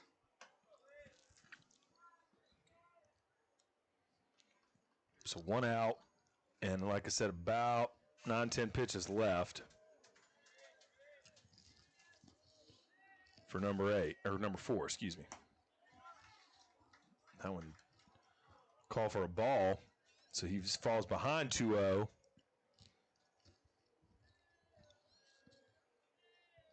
See if he can get a quick ground ball here. Gets the call there. Strike on the inside corner. 2-1. 1 out. Bottom of the 6th inning. Yeah, his last batter's probably on deck.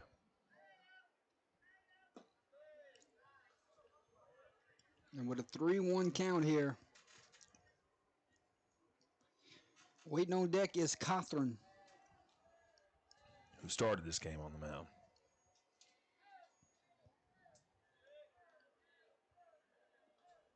Ground ball to the shortstop. Gloves it. Fires high throw, and he threw it away. And he's going to go to second base there, and he's going to be aboard with an E6. Nice job by Bertrand. Had the backup there. Still gets 2 bags out of it. This is going to be Ellis's last at batter. So you'd rather have it 2 outs with nobody on instead.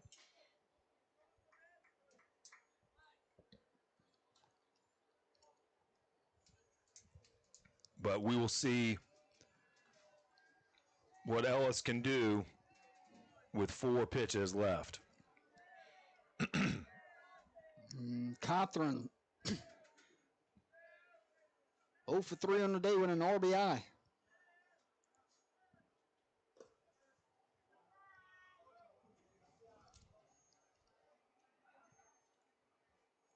We have seen playoff games before, believe it or not, that were forfeited because of pitch count situation. Of course, everybody's paying attention to it, but it's happened before. And the reason why I would say go with your game 3 starter to close out the last 3 outs, as Johnson giving chase, and he's got it. No tag here, and he will get the pitch to one more batter. Yeah, you're right. The reason I say go with your game 3 starter is because you don't want him to go a whole 2 weeks without throwing a pitch. Yeah, a little bit of a layoff. I mean, yeah, think about all those teams that aren't playing this weekend in all divisions. And, yeah, if Metrogen, if he can come in and do what he was going to do, no problem. So, yeah, can Ellis get one more batter, get out of this inning, and they'll get basically a save situation, depending on how bottom half goes. Number 14 came in the game as a sub. That's Pierce, I believe. Brady Pierce came in for Joe Ray. Yeah, so he's playing right field. He'll get a chance here for Springfield. Maybe grab a run back. Trying to find a 2-out hit here. Because we know Lipscomb runs well at second. Scoring a base hit here. So that's 115 for Ellis. So he'll finish this batter, and he'll certainly be done. But will the rest of the defense be headed in with him? We'll see. And now he has a 3-0 count in. So do you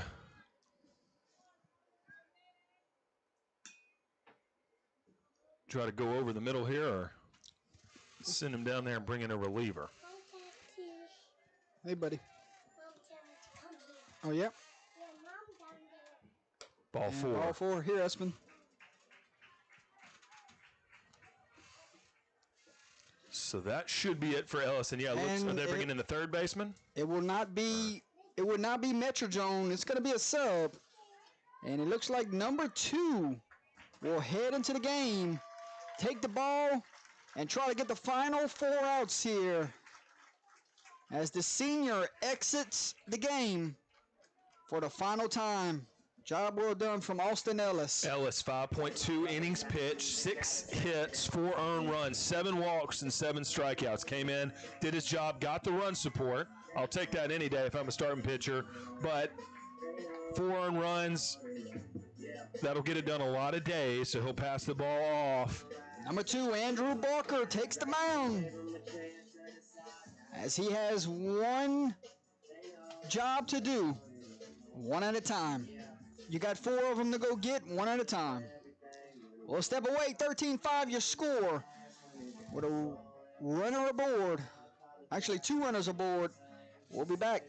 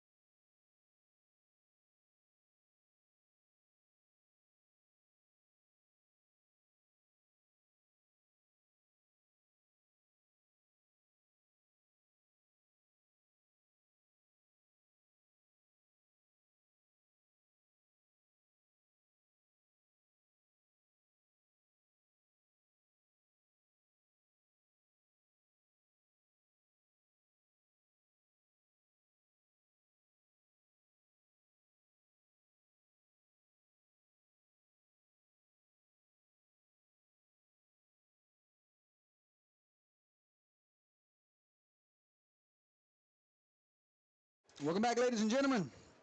Barker takes the mound with a couple runners aboard here in the bottom of the 6th inning in a 13-5 ball game.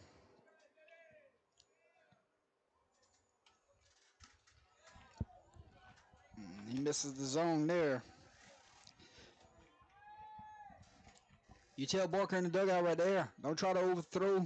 Go give me a ground ball, whatever you got to do in this situation, correct? And with that run support, nothing to overthink. Get it to the mitt. There you go. I pitched to contact. I've got no reason in the world to worry about anything. I got 8 runs, got a good defense. Pitch to contact. 1 more out.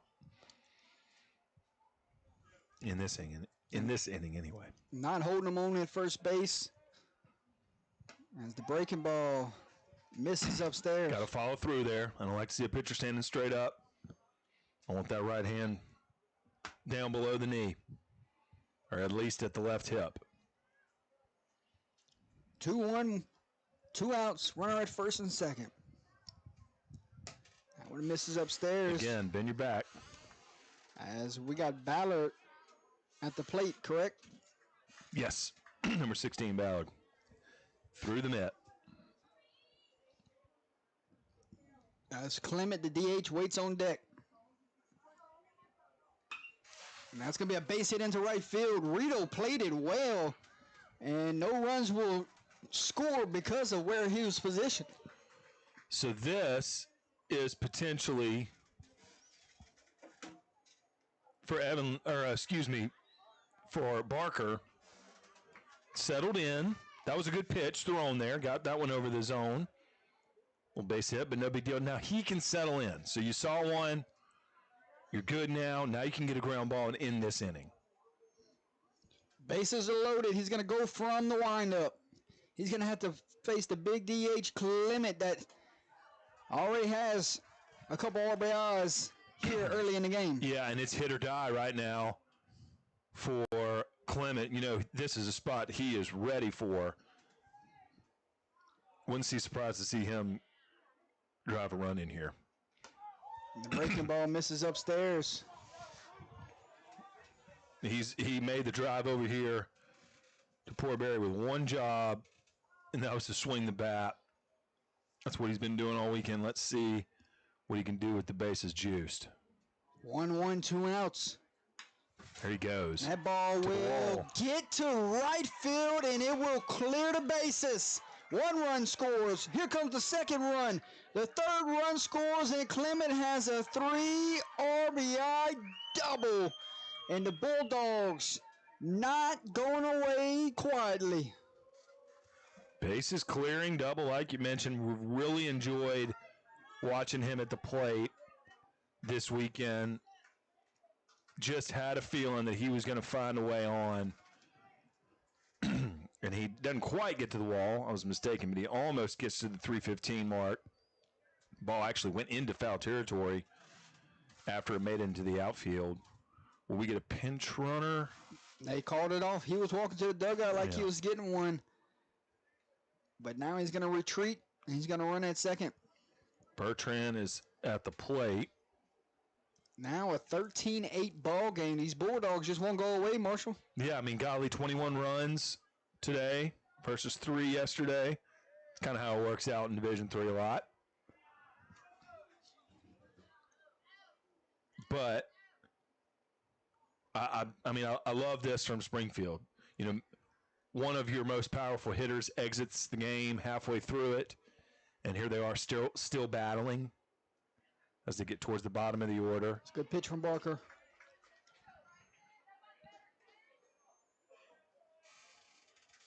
That's Bryson Reshort trying to make this a 13-9 ball game. Keep chipping away. Give yourself a chance in the 7th.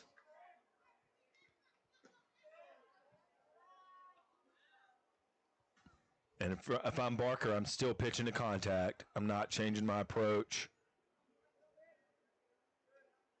5-run lead is still plenty, and you still got a chance to add insurance. I need 1 ground ball or 1 fly ball.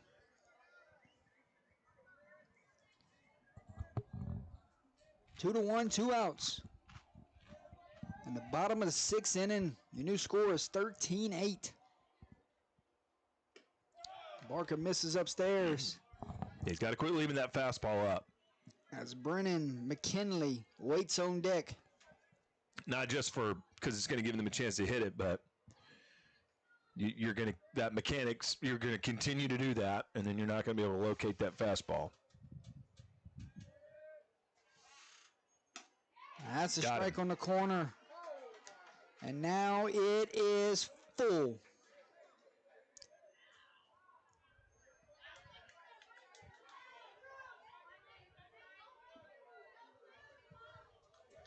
And a big pitch here coming from Barker. Yeah, might see Barker. He goes to the outside corner here. He's going to get a strike call.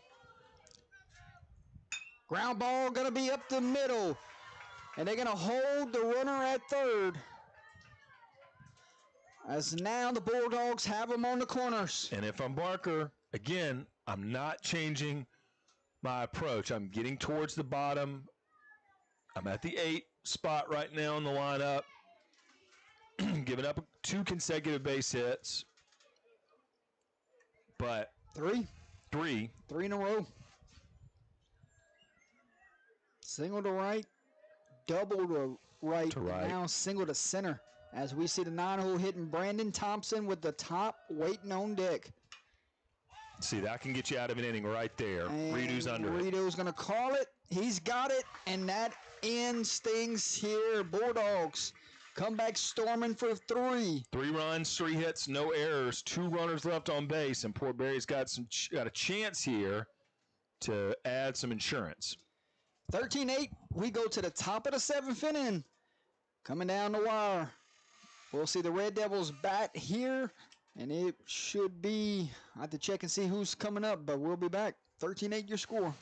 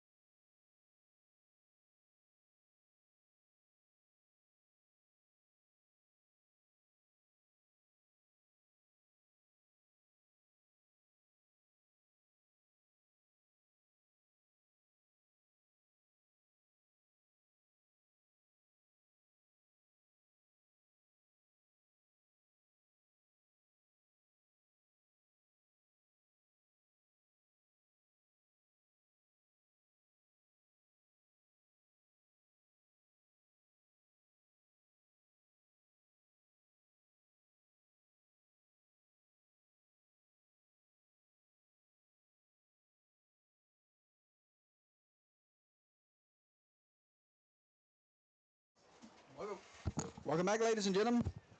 13-8 score. Top of the 7th. Bailey Rito lead things off here.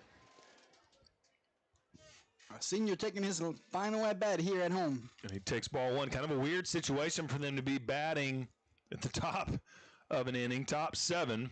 Not sure how many times Bailey's done that, but the senior who literally since day one of this season has been somebody that the Red Devils have leaned on. He was their opening day starter. He was their Friday night starter last night. He's meant so much as a pitcher, but also as a leader. He was exhausted last night after the game when we spoke with him on the field. And where would they be this year without number 8? A 2-2 count he's going to face here.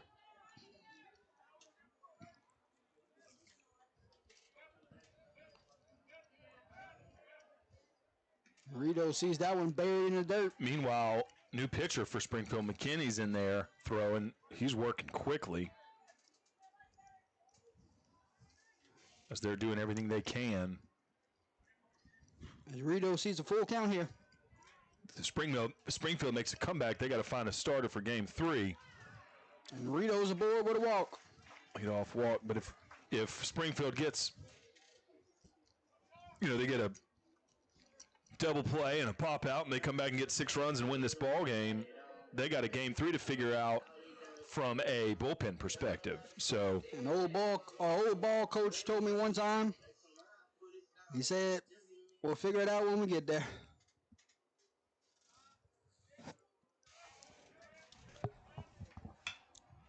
And that's going to be caught by the shortstop, nice play throwing it Cawthorn. over to first base and not in time.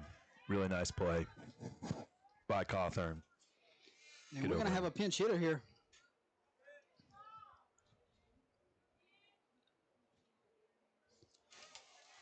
Let's check on the pinch hitter here. What number you got? That is number 6 for Port Barre. All right, that's Mr. Ben Bordelon. Ben Bordelon. And I don't think Coach Mistrick checked him into the game yet. Eager to get in there and take a hack. Now, let's see. I believe he's in there batting for Austin Ellis. No, he's batting for Kobe Johnson. Okay. For the 9-hole.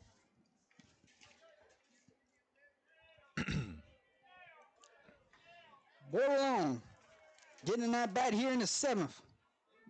Sees the first pitch strike on the outside.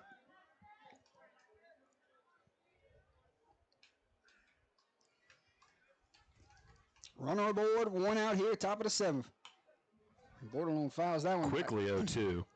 So his at bat got real really fast. See what McKinney goes to here on 0-2.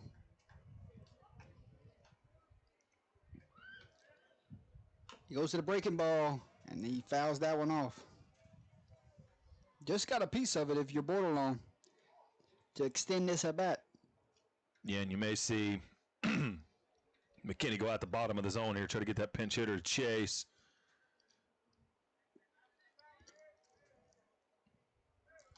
Can't let up if you're Port Barre at all.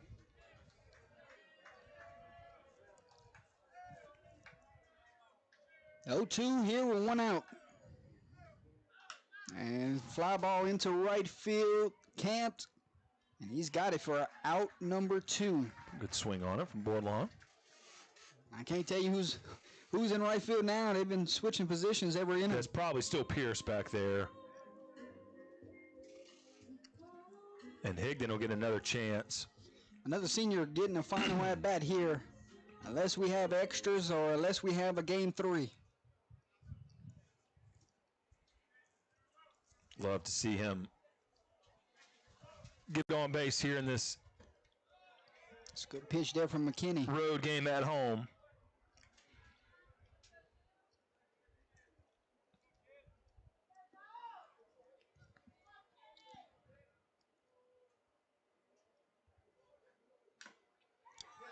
Fouls that one back into the catcher's mitt. So he's back 0-2 again. That's Rito still waiting at first base, isn't it? Yes.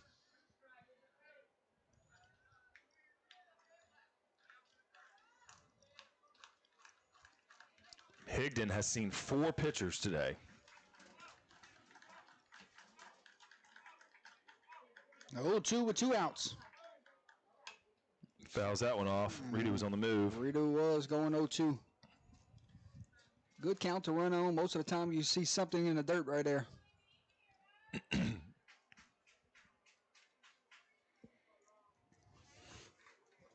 When we come back, before we start the bottom of the 7th, we'll give you some updates from around the state of Louisiana. At 0-2, called strike 3. And that will do it here in the top. 13-8 your score. And we will go to the bottom of the 7th. Last chance for the Bulldogs. No runs, no hits, no errors. 1 runner left on base. And Barker will march back to the field knowing he's 3 outs away, but 5 runs? A 5-run lead right here. Springfield never out of the fight. We'll see the Bulldogs when we come back in the bottom of the 7th.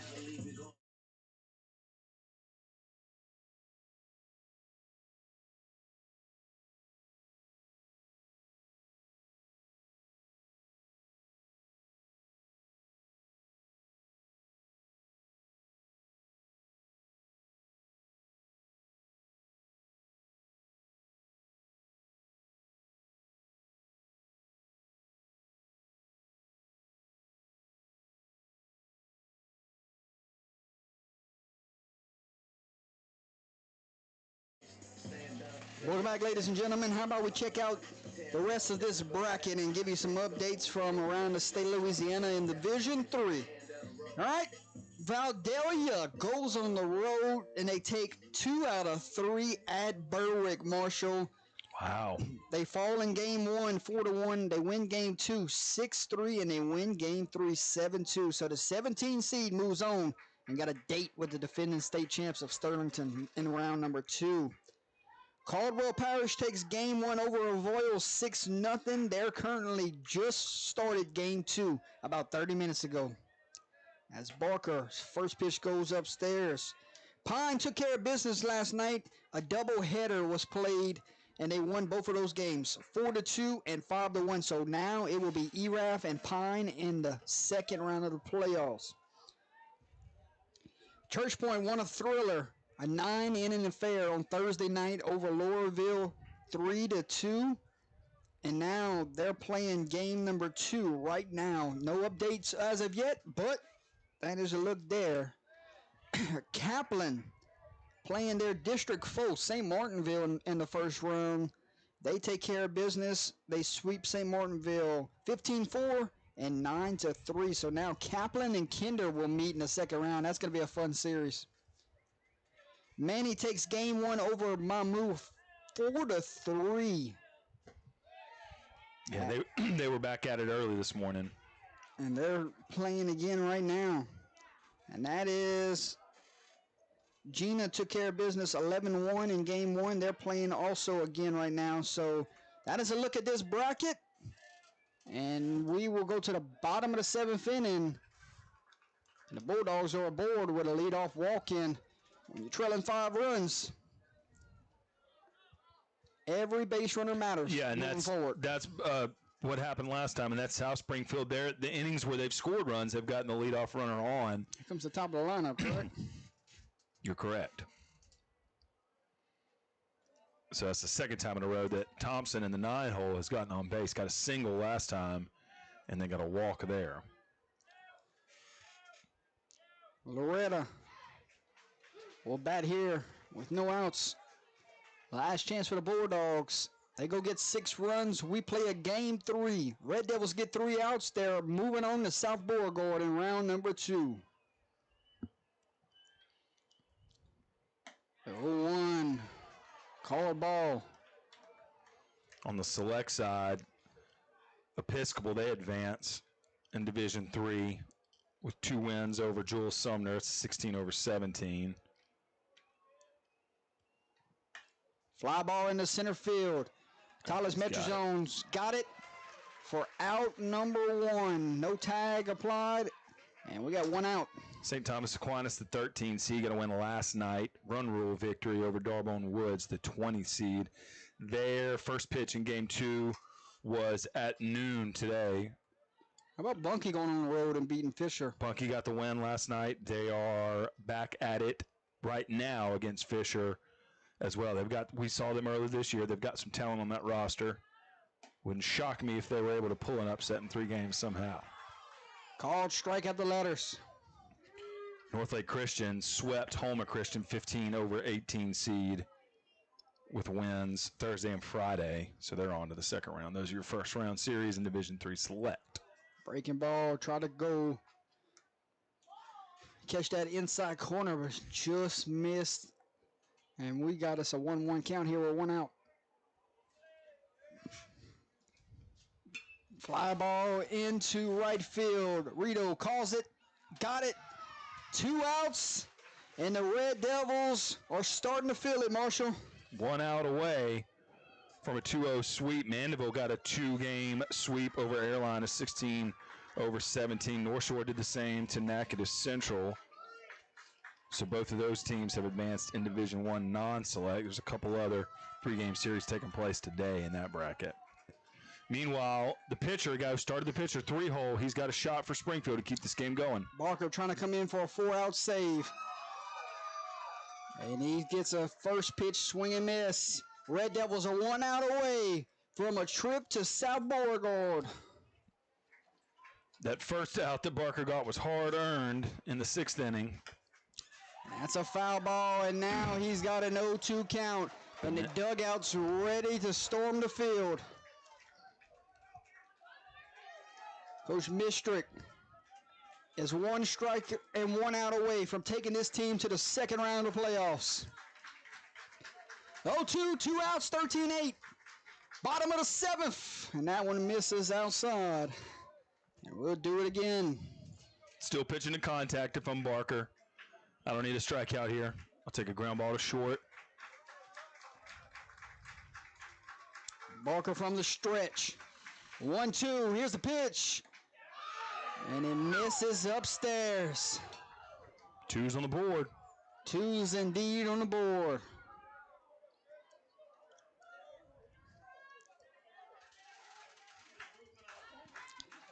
The 2-2 with 2 outs. Skied. Smith calls it. Smith's got it. And the Red Devils have won it in 2 games. Final score 13-8. Port Barre wins it at home and will head to the second round of playoffs for the first time since 2023.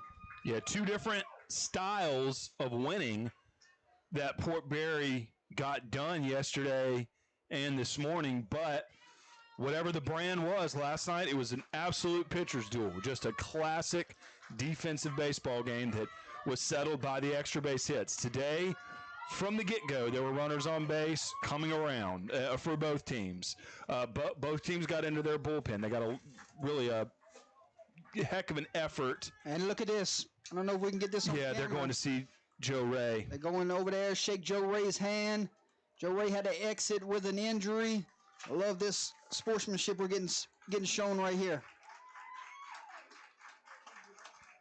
Yeah, Joe Ray with a great pitching performance last night. And a solo home run. He'll get to remember that as an individual. I know that he and his team would much rather be prepping for South Bow next week. But the senior this year had an excellent appearance, really impressed us and hopefully everyone that was watching him play yesterday, both as a pitcher and a hitter. Great effort. And, I mean, he goes down literally swinging, trying to hustle down the first base line and get on the base. And, I mean, I'm not sure if he can walk right now, but he's over there getting love from the home team that hosted him this weekend. And, I mean, a lot of good players, a lot of good talent, a really tough district that they play in. So it was a heck of a first-round matchup, but Port Barre just able to execute on both games based on what was required of them, whether it was a pitcher's duel or whether it was a hitting spree. They executed top of the order, bottom of the order. Everything went well for Port Barre this weekend. So I think that they have a lot that they can take into a regional round matchup with a single-digit seed because they did things so well this weekend that all they got to do is just kind of repeat what they did against new competition. Gonna be a fun series next week as Port Barre hugs all around as they get ready to pack their bags and go play the semifinal of a year ago in the South Beauregard Knight, a team that won the state title just 2 years ago. Gonna be a fun environment. Gonna be a great baseball played over a couple days. We'll find out details of when these two teams will clash next week, but congratulations to the Port Barre Red Devils. They get the sweep here at home. They win it 2 out of 3. Final score in game number 1 was 2-1. Final score here in game number 2 was 13-8. As we say, winning pitcher last night, Bailey Rito. Winning pitcher today was Austin Ellis. As we come back, one final break, and we'll come back and close things out with our player of the games and our final thoughts. We'll be back, ladies and gentlemen.